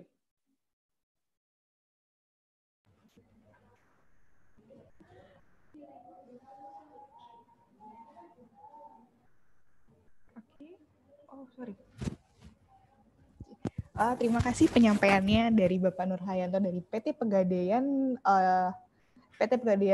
Persero, yaitu yang selaku Deputi Bisnis Area Surabaya 2. Tadi saya sedikit menyinggung kalau misalnya Pak Nur Hayanto akan menggratiskan 100 peserta pertama yang daftar pada tabungan emas. Jadi para peserta di sini jikalau ingin membuka tabungan emas, silahkan menghubungi kontak person yang ada, nanti akan kita hubungkan kepada PT Pegadaian yang bersangkutan. Sebelumnya saya ucapkan terima kasih sebesar-besarnya kepada Bapak Nur Hayanto atas penyampaian materinya. Terima kasih sudah melengkapi materi dari sebelumnya yang disampaikan oleh Pak Indra Uno. Selanjutnya, saya ingatkan lagi, absensi akan saya share, akan di-share oleh panitia melalui link ketika sesi tanya jawab dan selesai sesi tanya jawab. Dan ketika para peserta yang memiliki pertanyaan kepada para narasumber, silakan bertanya melalui forum chat yang ada atau adanya Q&A, atau bisa juga bertanya melalui live comment yang ada di YouTube. Oke, selanjutnya untuk mempersingkat waktu, saya mempersilahkan kepada pemateri kita yang terakhir, narasumber terakhir, yaitu Bapak Hasan Ubaidillah, selaku dosen FBHIS Umsida. Waktu dan tempat saya persilahkan. Baik, terima kasih Bu Ninda. Assalamualaikum warahmatullahi wabarakatuh. Bu Ninda, suara saya bisa didengar ya? Bisa, Pak. Alhamdulillah. Baik, saya minta tolong teman-teman bisa bantu share PowerPoint. Baik, terima kasih sebelumnya. Salam kepada para narasumber, Pak Dr. Indra, Pak Nur Hayanto, luar biasa teman-teman sekalian, sudah bisa memberikan banyak informasi kepada kita, terutama Pak Nur Hayanto tadi. Pegadaian ini pasti banyak ya, teman-teman mahasiswa ini ada juga teman-teman mahasiswa. Halo teman-teman mahasiswa, sehat semua ya? Paling sering ini datang ke Pegadaian. Salam hormat juga untuk seluruh sivitas akademika Universitas Muhammadiyah Sidoarjo, terutama teman-teman panitia webinar kali ini luar biasa, sudah mempersiapkan segala sesuatunya. Dan apresiasi yang luar biasa untuk teman-teman yang dari kampus lain tadi yang disampaikan oleh Bu Ninda. Ada dari Jogja, ada dari Madura, dan sebagainya. Nah, semoga webinar ini bisa menjadi forum silaturahmi kita dan memperbanyak ilmu kita semua. Baik, teman-teman sekalian, saya ingin mengawali seminar nasional tentang strategi manajemen bisnis di era new normal. Terima kasih teman-teman sudah PPT ini. Teman-teman sekalian, di era pandemi corona ini, saya sering ketemu ya sama teman-teman ya. Saya sering ketemu sama teman-teman, kalau kita di rumah juga gitu, di kampung, di jalan, ketemu dengan teman-teman, kalau diskusi itu mesti pertanyaannya begini, Mas, apa kira-kira kalau di masa pandemi ini, bisnis apa ini yang bisa eksis ini, bisa eksis? Uang sudah habis, kemudian apa kira-kira? Nah, kira-kira ada ide apa kira-kira yang bisa kita pakai untuk survive di era pandemi ini. Teman-teman sekalian, memang kalau kita lihat di pandemi corona ini, kita ini ada pada situasi yang kita sebut dengan era new normal. Dunia sudah berubah. Dunia sudah berubah. Kalau di dalam perspektif bisnis, ada yang sangat berubah. Yang pertama adalah, coba slide yang berikutnya. Yang pertama itu adalah yang paling banyak berpengaruh di dunia bisnis adalah market behavior, atau bahasa kita adalah perilaku pasar. Perilaku pasar ini yang sekarang paling banyak berubah. Kita tahu kan sekarang kita sudah mulai paling banyak mendengar ada campaign stay at home. Semua orang di rumah. Semua orang di rumah aja, seluruh aktivitas di rumah, dan ini akhirnya merubah perilaku konsumen kita yang biasanya kita bisa sore-sore bisa keluar, bisa ketemu dengan teman, kemudian yang kuliah bisa pagi, bisa ketemu dengan teman-teman, kuliah bersama, saling berbagi informasi. Sekarang sudah tidak bisa kita lakukan itu. Kita sekarang kampanyenya stay at home. Nah, karena campaign stay at home ini, maka ini juga merubah perilaku konsumen kita. Karena konsumen kita perilakunya berbeda, maka perilaku pasarnya juga menjadi baru, berubah. Apa? Semua yang awalnya offline sekarang menjadi online. Itu ya. Ini kita coba pahami tentang apa kira-kira yang paling banyak berubah dari sisi bisnis terhadap dampaknya dari pandemi corona ini. Oke, kita kembali lagi. Pasar kita sekarang berubah dari offline menjadi online. Semuanya sekarang ada pada go online. Jangankan yang webinar sekarang. Kalau kita dulu jarang ya, kita seperti sekarang ini webinar, pengajian saja, kajian saja, ini sekarang kita semua sudah online. Nah, pertanyaannya apa hubungannya go online ini dengan bisnis kita? Nah, kalau kita lihat ada dua hal yang sekarang berubah dengan go online ini. Yang pertama adalah channel promosinya juga harus online, channel distribusinya juga harus online. Semuanya kita banyak melakukan promosinya harus semua serba online. Channel distribusinya juga begitu, juga harus online. Pengirimannya sudah pakai ojol dan seterusnya. Nah, dilanjut ke power slide yang berikutnya. Nah, ini teman-teman, sebelum kita bicara tentang strategi manajemen bisnis atau pertanyaan teman saya tadi, ide bisnis apa yang bisa eksis di era pandemi corona ini, kita pahami dulu latar belakangnya. Background-nya tadi, yang pertama karena market behavior kita berubah, maka kita jadi berpikir begini, oh gara-gara corona, market behavior kita menjadi berubah. Karena market behavior kita berubah, konsumen kita sekarang di rumah aja, sudah tidak kemana-mana. Karena di rumah aja, maka semuanya kita serba online. Promosi kita online, kemudian sistem distribusinya kita juga online. Fokusnya sekarang adalah online. Karena apa? Karena semuanya adalah stay at home, semua di rumah. Ini background yang harus kita pahami untuk kira-kira ide bisnis apa yang akan kita kembangkan di era pandemi ini. Makanya email, line, WhatsApp, media sosial, semuanya sekarang menjadi memiliki peran penting pada saat pandemi corona ini. Itu yang pertama. Jadi yang berubah adalah market behavior. Ini yang harus kita pahami untuk ide bisnis kita. Yang kedua, apa kira-kira yang berubah dengan pandemi corona ini selain dari market behavior? Silakan slide selanjutnya. Nah, yang kedua, selain market behavior, yang kedua adalah buying power. Bahasa kita itu adalah daya beli. Yang kedua ini yang berpengaruh setelah pandemi ini, setelah market behavior adalah daya beli. Daya beli kita turun. Kenapa? Karena kita semua sekarang ada pada situasi yang ketidakpastian. Kita semua tidak ada yang tahu ini. Corona ini berakhir 1 minggu lagi, 2 minggu lagi, 1 bulan, 1 tahun, 2 tahun, atau kita tidak ada yang tahu. Kita ada dalam situasi yang ketidakpastian. Kenapa ini berpengaruh pada daya beli, sehingga membuat daya beli turun? Kita lihat, nah, slide selanjutnya. teman-teman mahasiswa, kita coba flashback ke belakang beberapa materi yang pernah kita sampaikan di kelas dulu mungkin bagi teman-teman mahasiswa sekarang yang menjadi partisipan. Kita kenal apa yang disebut dengan piramida Maslow. Kenapa disebut piramida? Karena bentuknya dari bawah besar sampai ke atas kecil. Yang pertama kita kenal piramida Maslow adalah, yang pertama adalah kebutuhan dasar atau psychological needs. Yang kedua adalah safety needs, kebutuhan akan keamanan. Kemudian kebutuhan yang ketiga adalah social need, atau yang sekarang orang menyebutnya dengan love needs, butuh kebutuhan untuk saling dihargai dan bentuk keakraban bersama-sama secara sosial. Yang berikutnya adalah esteem need, atau kebutuhan akan penghargaan, dan yang terakhir adalah self-actualization. Self-actualization. Nah, gitu.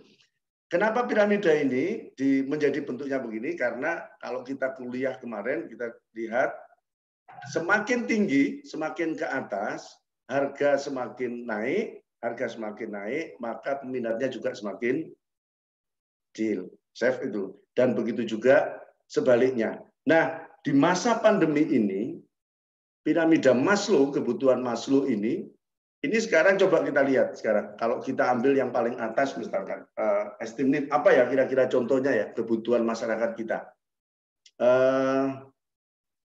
Apa kira-kira? Yang kebutuhan penghargaan. Nah, ini misalkan ibu-ibu atau teman-teman mahasiswa yang putri nih, yang biasanya sering kali ketemu di kuliah, pagi berangkat ketemu teman-teman. Nah, sekarang coba kebutuhan kalau ada yang punya usaha kosmetik misalkan, punya kosmetik. Karena kemarin pada saat masih normal kita sering ke kampus, ketemu, kita beli kosmetik, karena orang kalau pakai kosmetik bisa kelihatan kalau ketemu orang di luar, bisa terlihat lebih cantik, lebih menarik, dan seterusnya. Bagi Bapak Ibu atau ibu-ibu yang sudah berkeluarga, pasti juga akan begitu, akan dihargai. Oh ya, karena istri saya keluar lebih baik, kepingin dihargai dan sebagainya. Tetapi posisi sekarang, esteem need ini, bisnis-bisnis yang kosmetika, semuanya banyak mengalami penurunan. Kenapa? Semua ada banyak di rumah, jarang ketemu. Yang biasanya ketemu di kampus sekarang tidak menjadi minimal. Kita beli kosmetik yang pada saat waktu normal kemarin itu bisa selesai dalam waktu habis ya, bisa habis dalam waktu 1 bulan, mungkin sekarang bisa lebih dari 1 bulan. Kenapa? Karena jarang keluar dari rumah. Sekarang ada di gedung. Lalu contoh apa lagi yang sekarang? Safe workshop dan sebagainya. Hampir di beberapa tempat bisnis-bisnis yang membuat workshop itu juga menjadi menurun sekarang. Kenapa? Orang sekarang mau mengikuti workshop ya, jangan workshop dulu. Makan saja ini masih belum. Sehingga kecuali kalau ada workshop-workshop yang tadi yang kita di latar belakang yang pertama bisa kita lakukan melalui online, promosinya online, distribusinya online. Apalagi kalau teman-teman sekarang mahasiswa yang mungkin punya komunitas bikin workshop, tim workshop, kemudian dipromosikan di YouTube, tetapi sama, tidak berbeda dengan beberapa tim yang bikin workshop dan jauh lebih baik di YouTube, ya teman-teman akan lewat. Maka harus berbeda di tampilan, kemudian promosinya teman-teman dengan teman-teman yang ada yang lain di YouTube. Jadi itu. Yang pertama adalah ini piramida Maslow kebutuhannya. Sekarang ini berubah. Sekarang yang terjadi pada masa corona ini, buying kita, coba di slide kedua. Nah, kita sekarang berbalik posisinya. Bukan lagi self-actualization yang di atas, tapi sekarang mengarah pada psychological need, kebutuhan dasar yang di atas. Contoh sekarang, mohon maaf, bisnis makanan. Snack, karena orang di rumah butuh sehat, makanan-makanan sehat, itu sekarang yang banyak dibutuhkan. Tadi Pak Indra sudah menyampaikan bisnis makanan itu grafiknya menjadi sangat tinggi. Psychological needs ya, snack, frozen food karena di rumah bersama keluarga dan seterusnya. Ini menjadi lebih banyak. Nah, yang kedua contohnya misalkan apa? Safety net, kesehatan. Ini bisnis kesehatan sekarang menjadi luar biasa. Vitamin, kalau ada yang punya bisnis propolis, ini peminatnya menjadi banyak. Minuman sehat yang bisa mencegah corona, yang bisa kesehatan, ada yang bikin sinom dikemas dan sebagainya. Ini bisnisnya menjadi lebih banyak. Dan contoh lain misalkan social need, bikin beli buku untuk anak, kemudian mainan dan seterusnya, ini jauh lebih dibutuhkan di era corona ini. Nah, jadi teman-teman mahasiswa, ini sedikit sharing dari saya sebelum kita memulai ide bisnis apa yang bisa eksis di era corona. Kita lihat tadi ada dua hal yang berpengaruh. Yang pertama adalah market behavior kita harus kita pahami, background-nya tadi, bagaimana konsumen kita sekarang perilakunya berubah dan sekarang ada di rumah. Maka go online itu menjadi pilihan kita baik dari sisi channel promosinya maupun channel distribusinya. Kemudian kalau kita punya ide bisnis apa yang kita tawarkan, maka yang kedua adalah tadi yang saya sampaikan di corona ini power buying kita berubah. Kebutuhan masyarakat yang awalnya adalah piramida Maslow-nya itu adalah dari bawah ke atas, dengan semua kebutuhannya sekarang berubah seperti yang tampil di. Jadi kalau bisnis sekarang yang paling primadona adalah bisnis-bisnis yang mengarah pada psychological need, safety need. Kalau yang di self actualization, esteem need, coba ditinggalkan dulu, ya mengarah kepada bisnis-bisnis yang safety need, social need dan psikologi. Saya pikir itu apa yang bisa saya sampaikan untuk menambahi tadi apa yang disampaikan oleh Dr. Indra dan Pak Nur Hayanto. Semoga teman-teman mahasiswa sekarang di masa corona ini yang mau dengan teman-teman mau bergabung, bernetwork untuk bikin bisnis, kita pahami tentang perubahan dampak apa yang berpengaruh dari situasi pandemi corona, baik dari sisi market behavior kita maupun dari power buying kita. Saya pikir itu kita lanjutkan dengan tanya jawab dan semoga kita selalu diberi kesehatan dan dilindungi oleh Allah Subhanahu wa taala. Assalamualaikum warahmatullahi wabarakatuh. Terima kasih penyampaian materinya Bapak Hasan Ubaidillah. Sekarang kita akan memasuki sesi tanya jawab. Sudah ada beberapa pertanyaan yang masuk di forum kita. Karena waktu kita masih cukup panjang, ada kurang lebih masih 20-30 menit. Di sini saya akan memulai sesi diskusi pertama dengan 3 pertanyaan terlebih dahulu. Oke. Pertanyaan pertama untuk Bapak Indra Uno dari Faiz Bahalwan. Faiz di sini bertanya, bagaimana tanggapan Bapak Indra Uno apabila ada lulusan yang memiliki skill tapi tidak mau melamar pekerjaan? Kemudian pertanyaan yang kedua untuk Bapak Indra Uno juga dari Muhammad Ilya Ulumuddin. Dia bertanya bagaimana efektivitas program prakerja dari pemerintah. Oke. Mungkin 2 pertanyaan terlebih dahulu. Silakan untuk Bapak Indra Uno untuk menjawab pertanyaan dari peserta yang ada. Cek. Bisa dengar? Ya, Pak. Oke, yang pertama, kalau punya skill tapi nggak mau ngelamar kerja, sebenarnya sih kan macam-macam tuh skillnya ya. Kalau nggak mau ngelamar kerja, bagus banget tuh. Jadi pengusaha aja langsung. Dan nggak usah nunggu nanti pas lulus. Tadi kan saya udah sampaikan gitu ya. Dari sekarang kita coba aja kecil-kecilan, usaha mikro. Usaha mikro itu adalah yang omsetnya sampai dengan 1 juta per harinya ya. 1 juta per harinya. Itu pengusaha mikro. Kalau udah di atas 1 juta omset per harinya rata-rata, itu kita sebut sebagai pengusaha kecil. Nah, pengusaha mikro ini perlu diketahui statistiknya itu ada sekitar 64 juta unit bisnis mikro ya, di seluruh Indonesia. Dan kalau yang kecil itu sekitar 700 ribuan.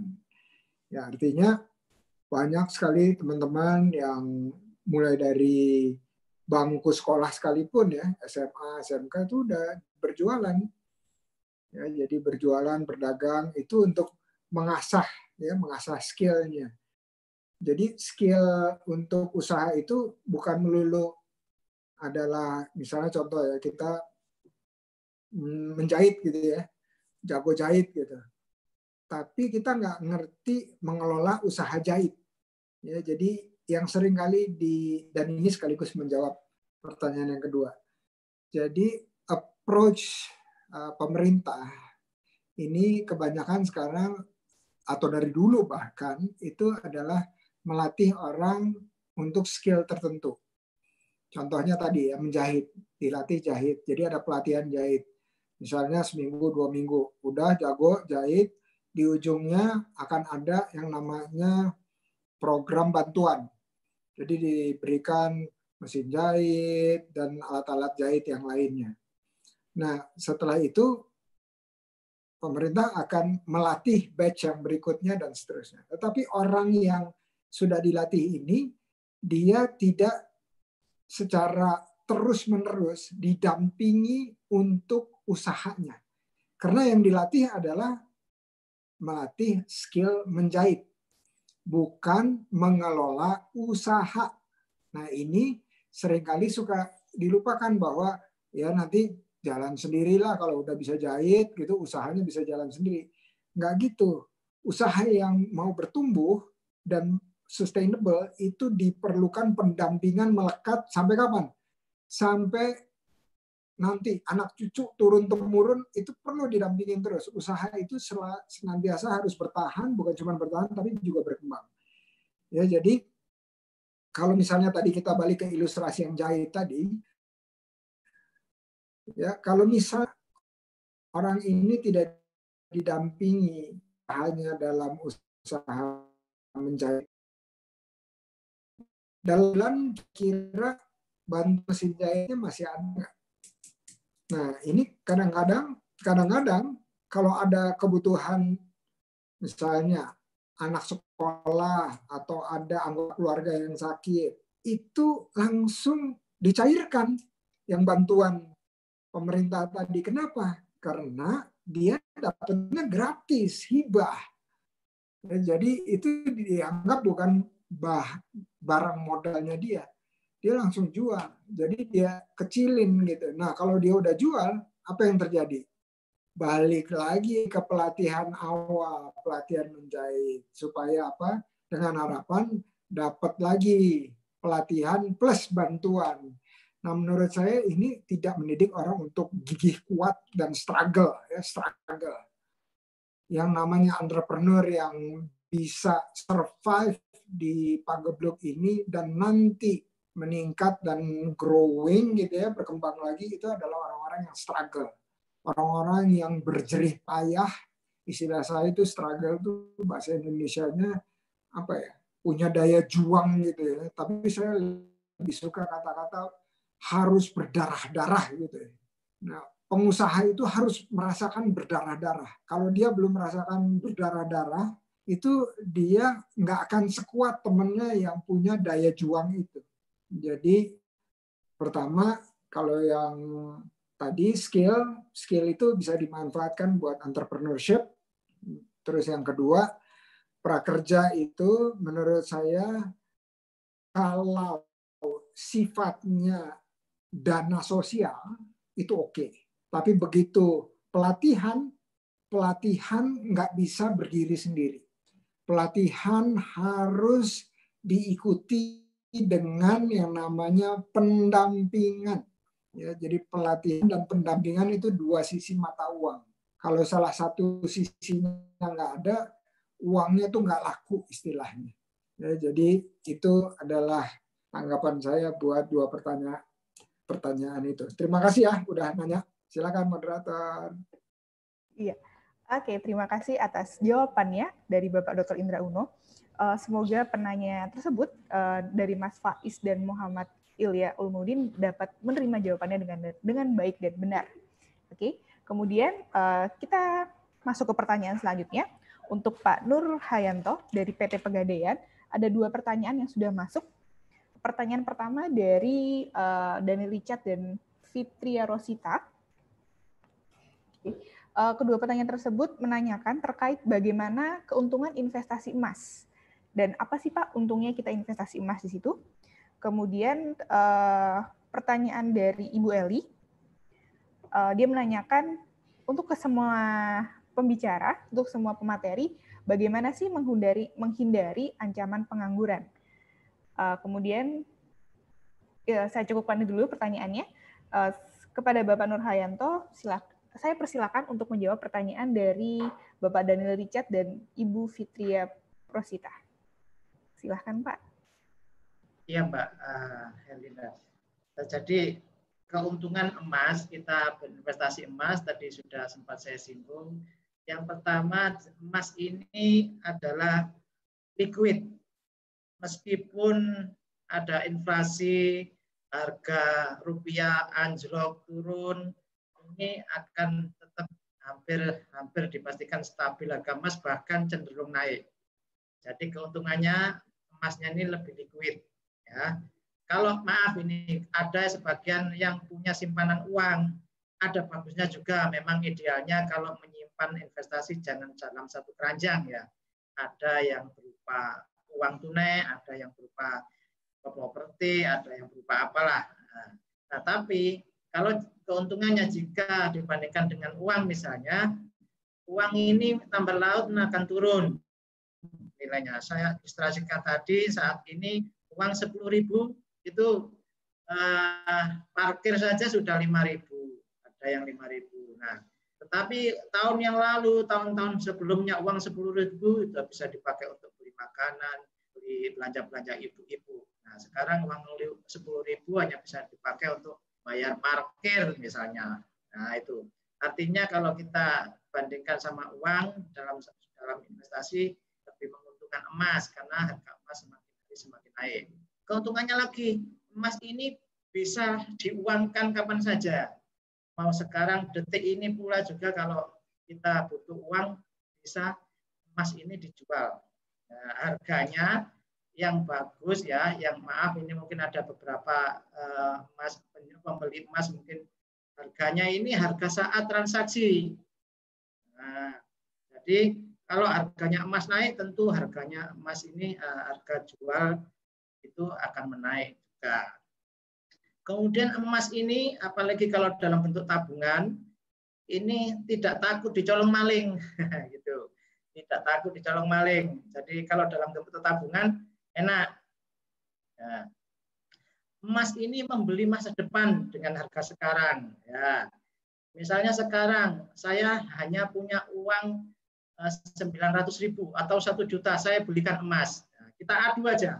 Kita simpan uang 1 juta sama simpan emas senilai 1 juta.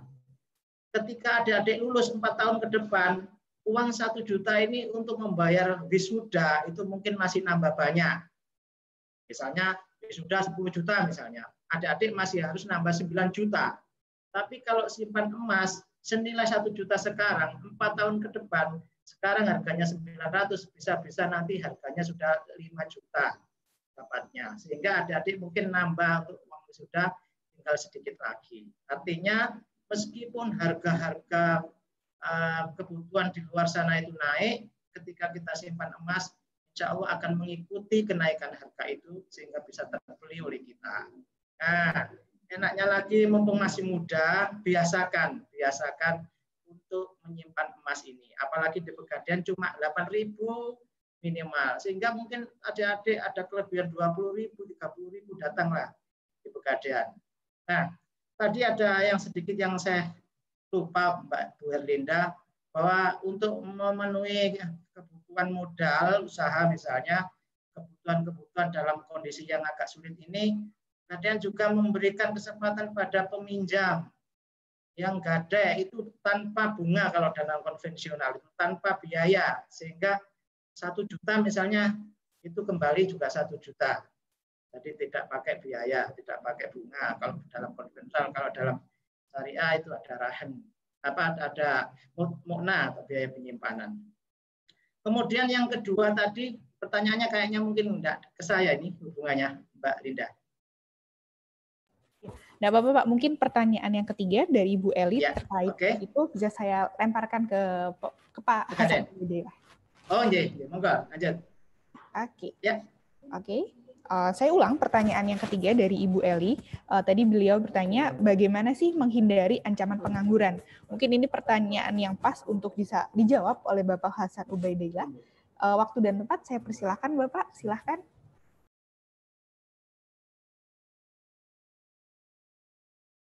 Pertanyaannya menghindari pengangguran di masa corona seperti sekarang, saya pikir ini menjadi bagian problem kita bersama. Semoga kita bisa segera keluar dari pandemi ini dan kita semua bisa punya kehidupan yang normal lagi, komunikasi kita bisa jalan dan sebagainya.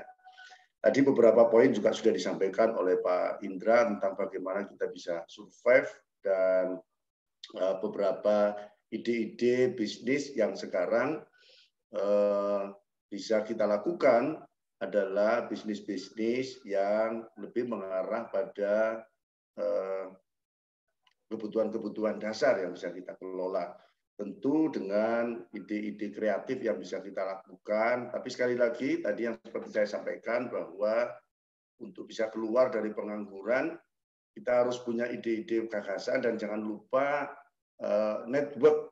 Network ini menjadi penting bahwa di dunia sekarang hampir tidak ada kesuksesan itu yang bisa bergerak sendiri. Maka kita bersama-sama yang punya passion sama-sama bisa berkumpul kemudian menggerakkan bisnis dengan berbasis pada kebutuhan yang sekarang ada pada masa pandemi. Seperti tadi adalah bisnis yang mengarah pada pemenuhan kebutuhan dasar, kemudian ada pada bisnis yang mengarah kepada kebutuhan kesehatan. Saya pikir ini peluangnya masih banyak dan semoga ini bisa sedikit. Kalau tadi Pak Indra mengatakan kalau dari sisi pengangguran, potensi saja. Saya tadi agak ngeri juga Pak Indra bilang bahwa di perguruan tinggi dan sebagainya kita sampai angka 900 berapa tadi itu yang menjadi potensi pengangguran. Padahal Indonesia sekarang juga tengah mengalami ada pada tahun bonus demografi di mana umur masuk dunia kerja itu sudah luar biasa. Nah, bisnis kreatif ini menjadi pilihan kita untuk bisa mengurangi pengangguran. Go online itu menjadi sarana kita untuk lebih memicu kita untuk beride kreatif dengan memanfaatkan sarana dan prasarana yang kita punya. Sekali lagi, kreatif dan network adalah salah satu cara untuk kita bisa sedikit keluar dari pengangguran. Saya pikir itu Bu Linda. Iya. Oke, terima kasih atas jawabannya dari Bapak Hasan Ubaidillah dan Bapak Nurhayanto. Ini kita masih memiliki banyak pertanyaan.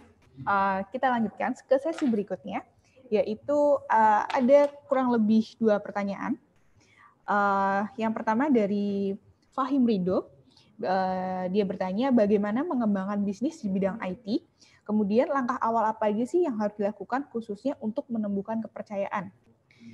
Itu juga sekaligus pertanyaan yang disampaikan oleh Zumratul dari UPN Surabaya. Mungkin pertanyaan ini bisa dijawab oleh Bapak Indra Uno dan Bapak Hasan Ubaidillah.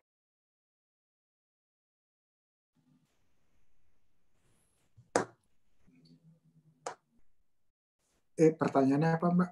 Boleh diulang? Oke.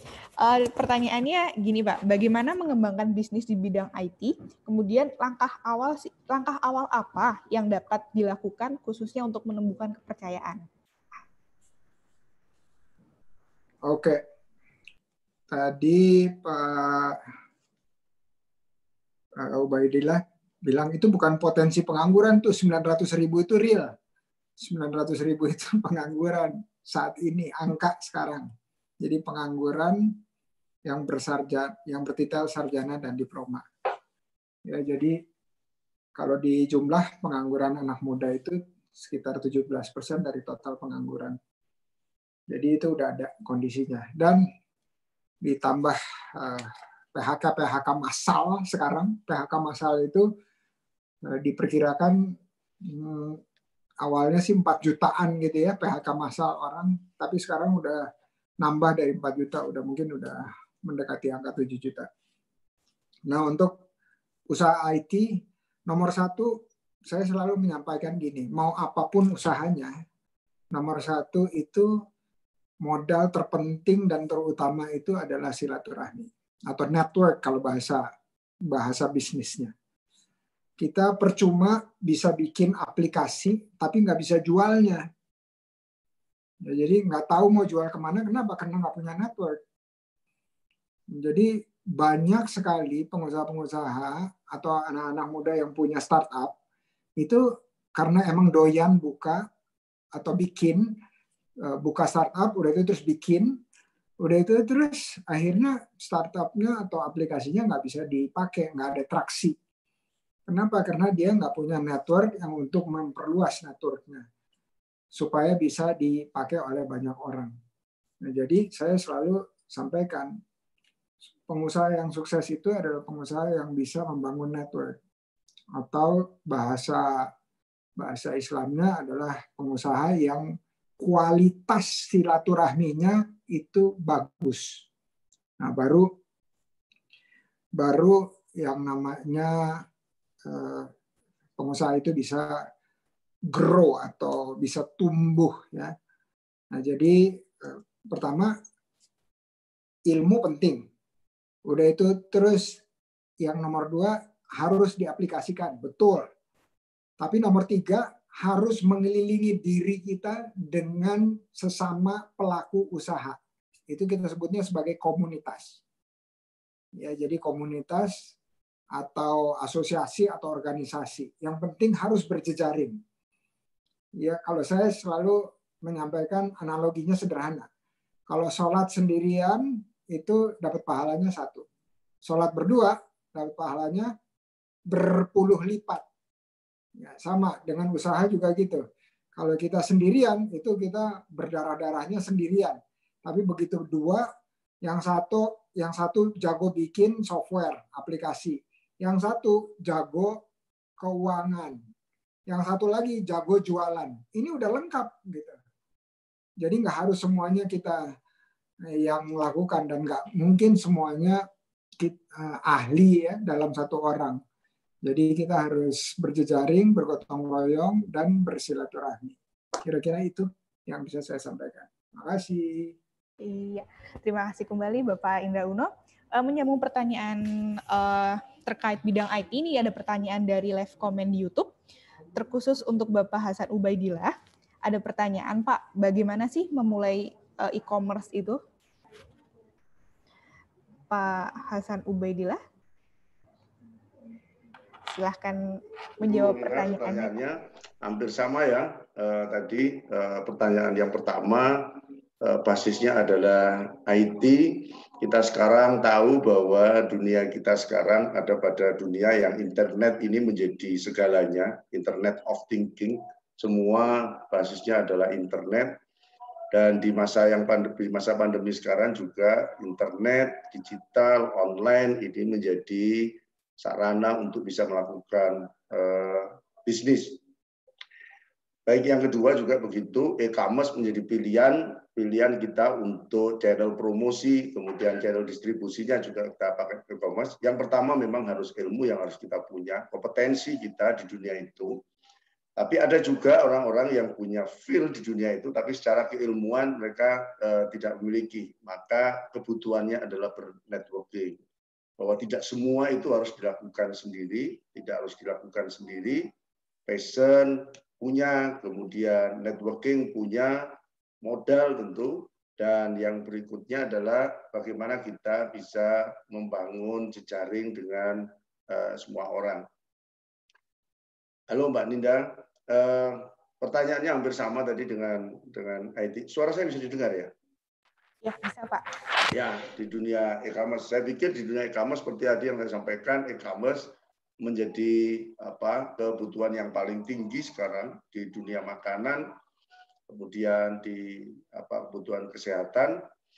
Sekali lagi, ilmu, networking ini menjadi kebutuhan dasar kita. Kita harus lakukan sendiri, teman-teman, terutama teman-teman mahasiswa startup yang sekarang bergerak hobi di startup. Kalau kita ranking, ada penelitian itu di dunia startup, mana yang paling tinggi antara games, kemudian dari kebutuhan pendidikan yang di e-commerce. Ternyata game sekarang lagi paling tinggi untuk diminati kebutuhannya. Saya pikir ini jadi peluang, sekali lagi, kompetensi dan networking menjadi dasar kita untuk bisa mengembangkan. Begitu Mbak. Bu Ninda, sorry. Iya, terima kasih Bapak Hasan Ubaidillah atas jawabannya. Semoga dapat menjawab pertanyaan dari para peserta. Kemudian ini ada pertanyaan terakhir, karena waktu kita sudah mau habis, saya akan memberikan satu pertanyaan terakhir untuk Bapak Indra Uno, terkhususkan untuk Bapak Indra Uno. Ada pertanyaan dari Bapak Dr. Budi Priyono, beliau menanyakan, Poltek SIA, dari Poltek STIA LAN Jakarta. Beliau menanyakan mengapa pengangguran SMK lebih tinggi daripada SMA, padahal SMK di sini lebih dipersiapkan untuk bekerja. Oke, silakan Bapak Indra Uno untuk menjawab pertanyaan tersebut. Terima kasih.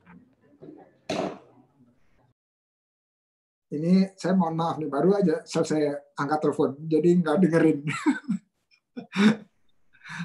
Pertanyaannya nggak dengerin, sorry.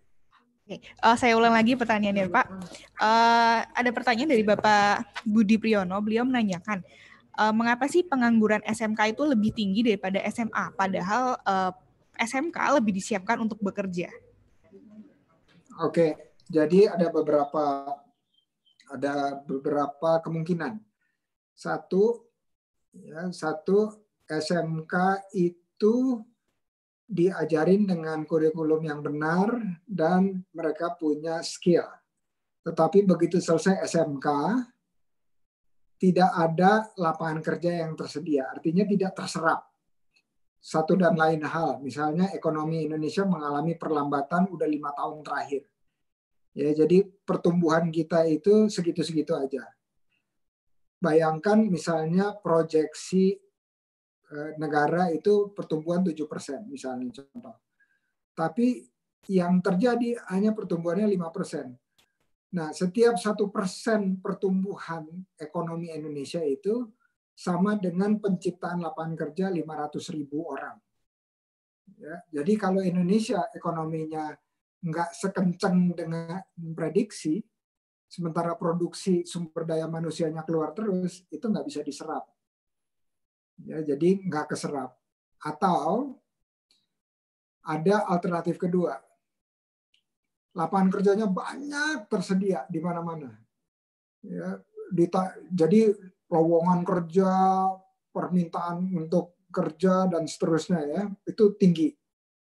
Tapi yang diajarkan di SMK itu mismatch atau nggak sesuai dengan yang dibutuhkan industri-industri atau pasar di Indonesia.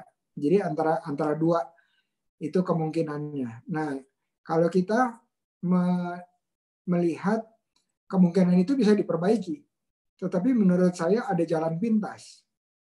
Jalan pintasnya adalah SMK ini bukan hanya diajarkan skills tentang mengelola misalnya permesinan gitu ya, atau pariwisata, itu diajarin gimana caranya mereka untuk mendapatkan skills di kekhususan tersebut. Tetapi mereka juga di-equip atau dilengkapi dengan ilmu pengelolaan usaha atau kewirausahaan. Jadi mereka selesai, terus nggak ada yang menyerap tenaga kerja mereka, mereka mampu karena punya ilmunya untuk menciptakan lapangan kerja untuk dirinya sendiri. Jadi berusaha langsung.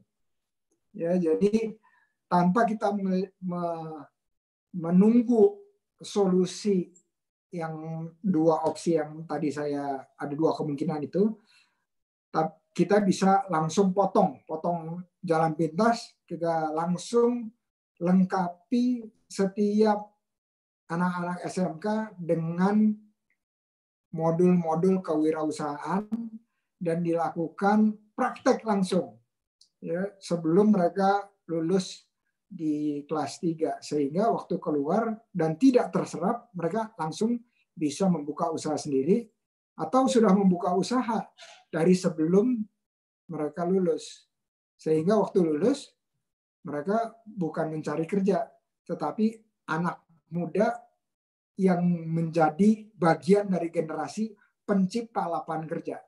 Ya, jadi saya ngajak nih buat semua teman-teman mahasiswa, ayo kita jadi bagian dari generasi yang menciptakan lapangan kerja, bukan generasi yang mencari kerja. Udah lewat itu.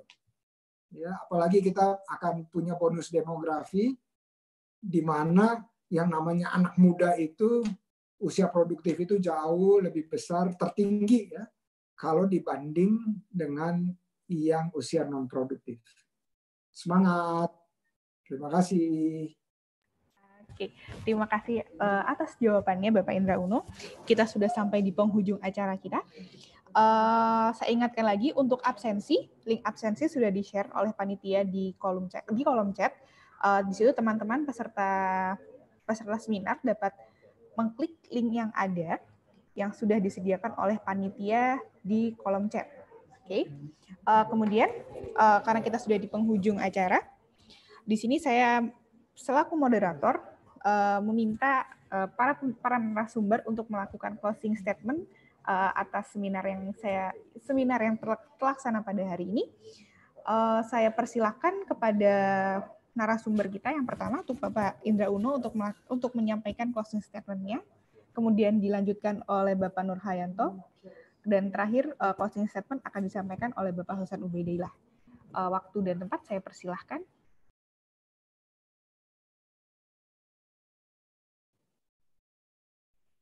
Oke, sebenarnya barusan saya udah nyampein closing statement ya, jadi nggak apa-apa juga. Jadi saya ulangin aja.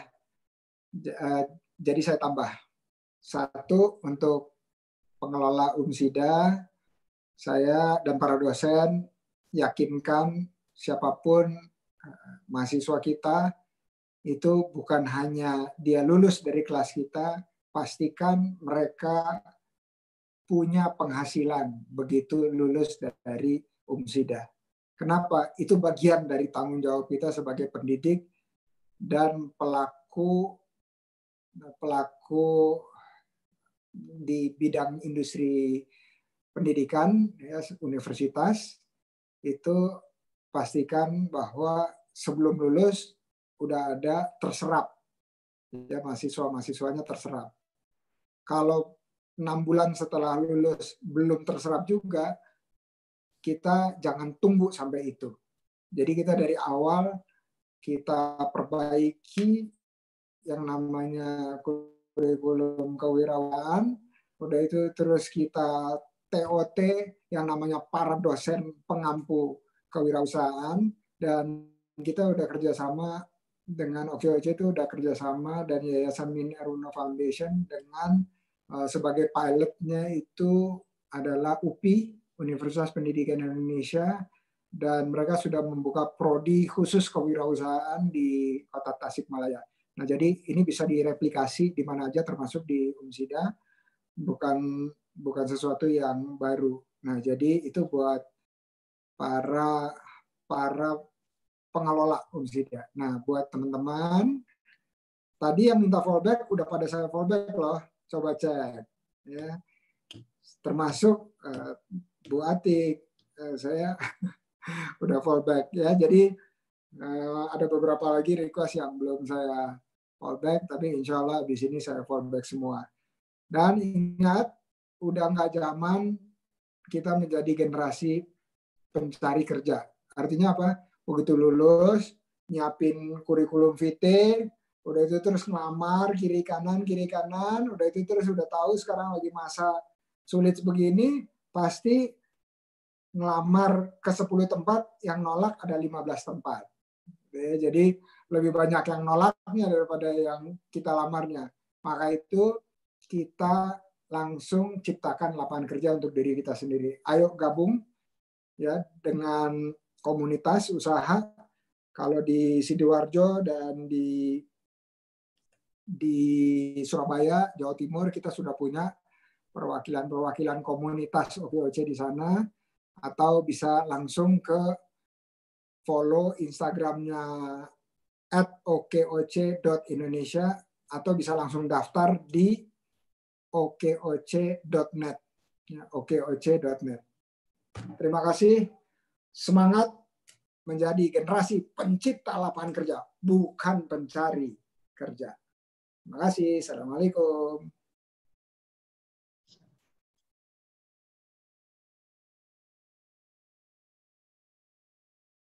Langsung Mbak Ninda.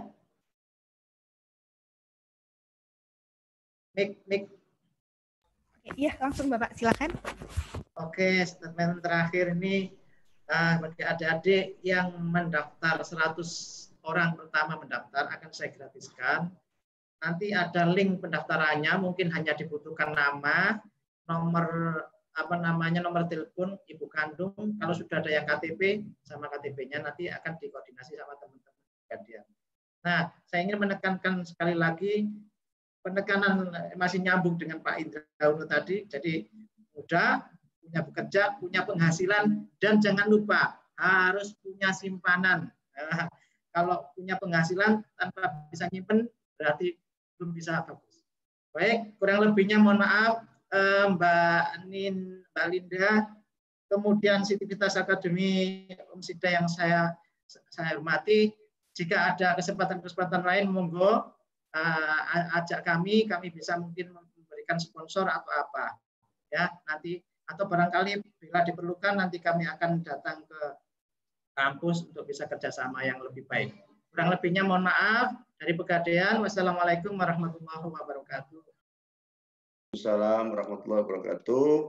Baik, saya sampaikan yang terakhir, terutama kepada para narasumber. Pertama, saya ucapkan terima kasih sama pemateri karena saya juga di Unida. Kami berharap Pak Indra, Pak Nurayanto, semoga kerjasama ini tidak hanya berhenti di seminar ini, tapi ke depan bisa kita berusaha berkontribusi bersama-sama. Terima kasih. Yang kedua, untuk teman-teman mahasiswa dan seluruh rekan-rekan sivitas akademika, terutama teman-teman mahasiswa, tetap sehat dan semoga kita selalu diberi kemudahan untuk melewati semua ini. Dan yang terakhir, pandemi corona tidak harus membuat kita menjadi terpuruk, tapi ini menjadi challenge ya, tantangan kita untuk beride. Pesan saya cuma satu, selama tidak dosa, lakukan. Kurang lebihnya mohon maaf. Assalamualaikum warahmatullahi wabarakatuh. Oke, saya sampaikan terima kasih sebesar-besarnya kepada para narasumber yang sudah hadir dalam seminar kali ini. Saya ingatkan lagi terkait link absensi. Link absensi sudah di-share oleh panitia di kolom chat. Link absensi tersebut dapat diakses maksimal sampai jam 6 sore nanti. Setelah itu peserta tidak dapat mengaksesnya lagi.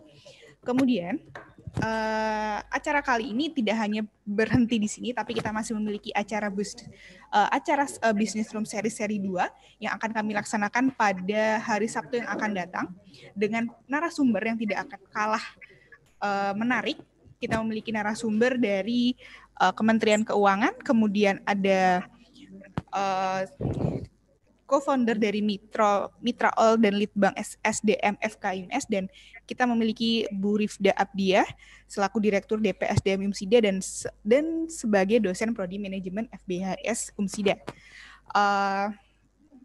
Saya selaku moderator dan panitia di sini mengucapkan banyak-banyak terima kasih kepada para peserta yang sudah hadir dalam seminar kali ini, dan saya juga mengucapkan mohon maaf apabila ada kesalahan yang saya perbuat ataupun panitia. Semoga kita masih dapat bertemu lagi di kesempatan yang akan datang. Amin. Oke, Bapak Ibu yang saya hormati, sekian seminar kali ini. Saya ucapkan terima kasih. Wassalamualaikum warahmatullahi wabarakatuh.